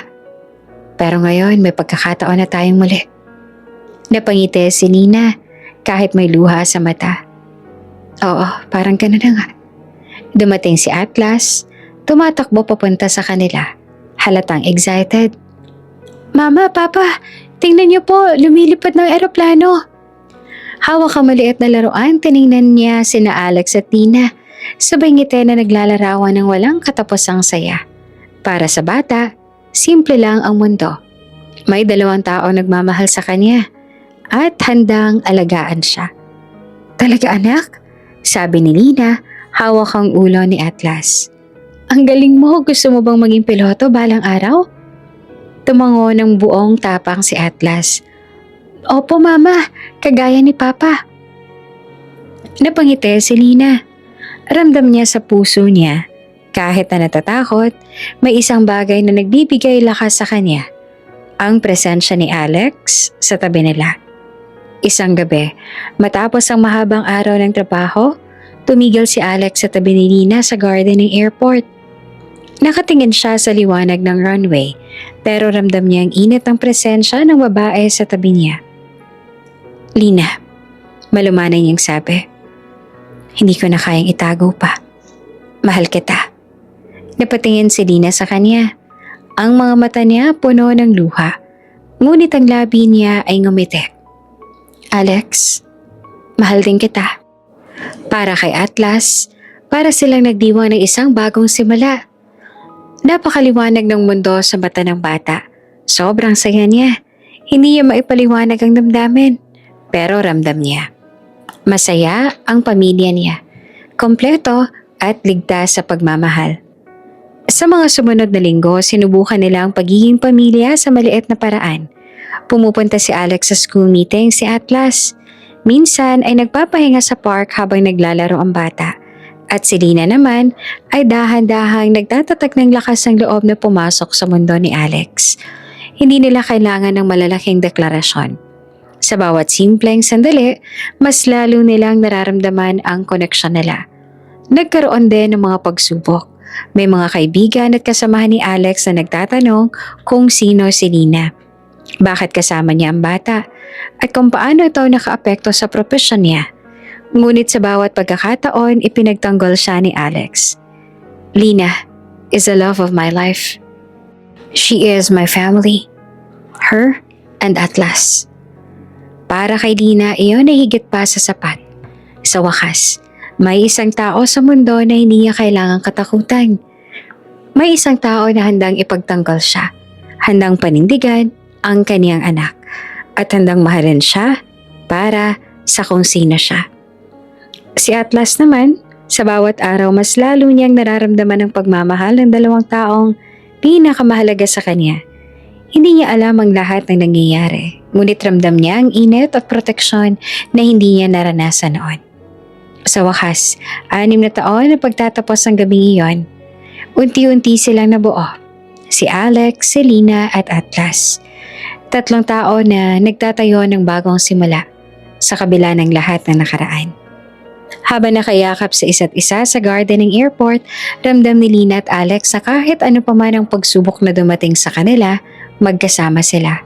At sa wakas, 6 na taon na nakalipas, ang nakaraan ay nagbukas ng daan para sa bagong simula. Para sa kanila at para sa kanilang anak.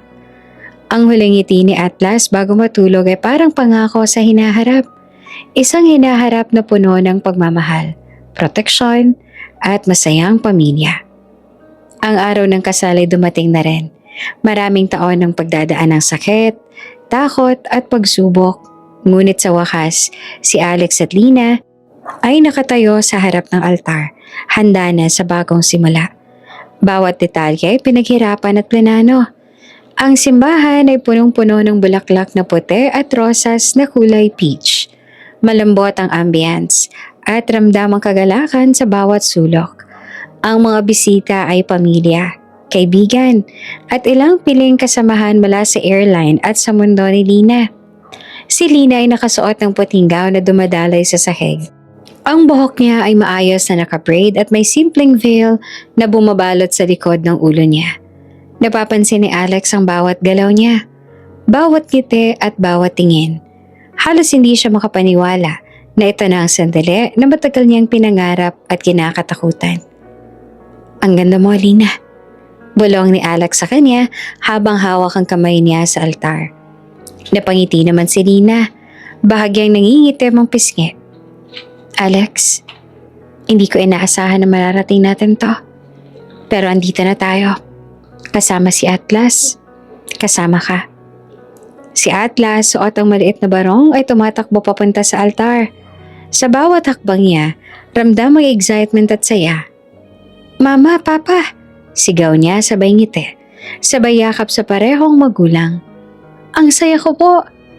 Tumingin si Alex kay Nina. Halos mapaluha sa sobrang saya. Atlas, salamat sa pagiging inspirasyon namin. Dahil sa'yo, natutunan naming mahalin ang isa't isa. Ulit. Habang nagsimula ang seremonya, nagbasa ang pari ng panalangin. Ang mga mata ni Lina ay punong-puno ng luha.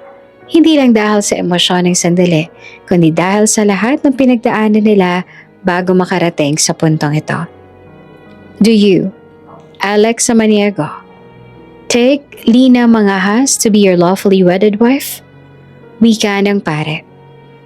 Oo, sagot ni Alex na halatang may hawak na luha sa mata. I do. Do you, Lina Mangahas, take Alex Samaniego to be your lawfully wedded husband?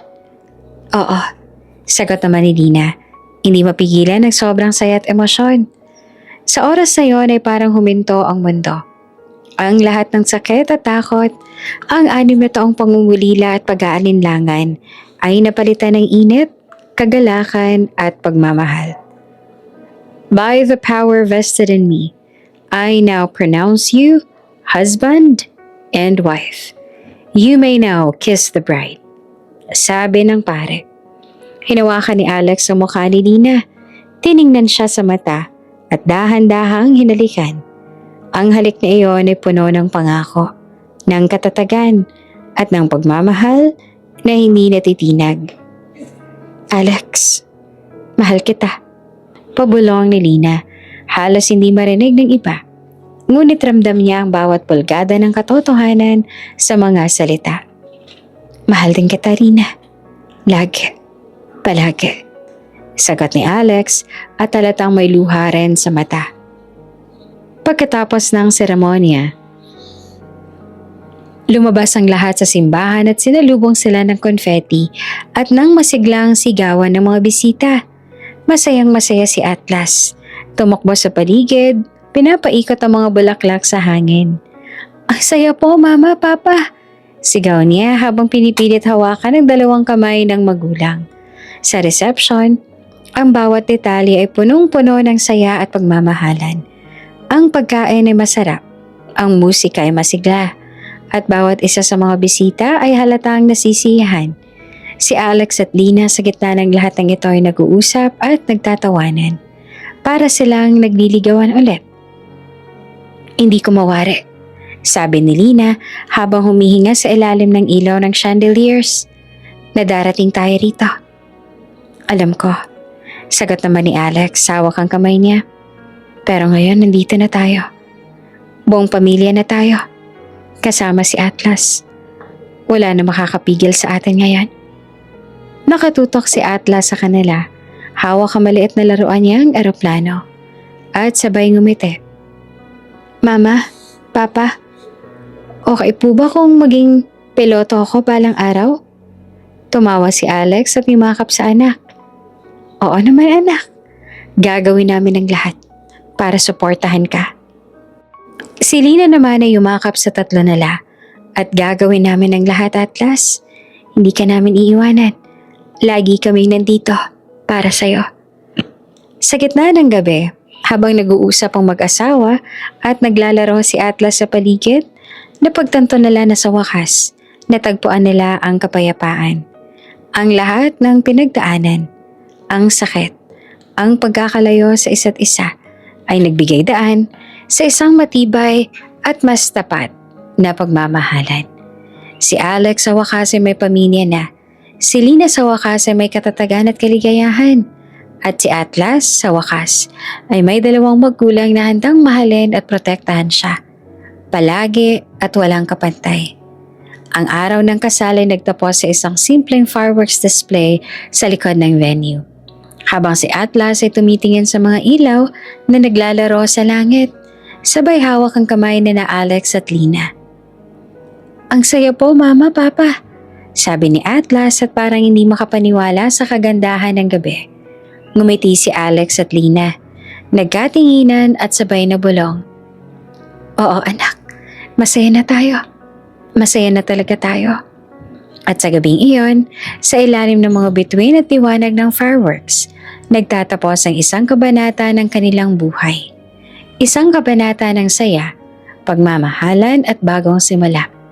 Ang nakaraan ay naiwan na at ang hinaharap ay puno ng pangako at pagmamahal.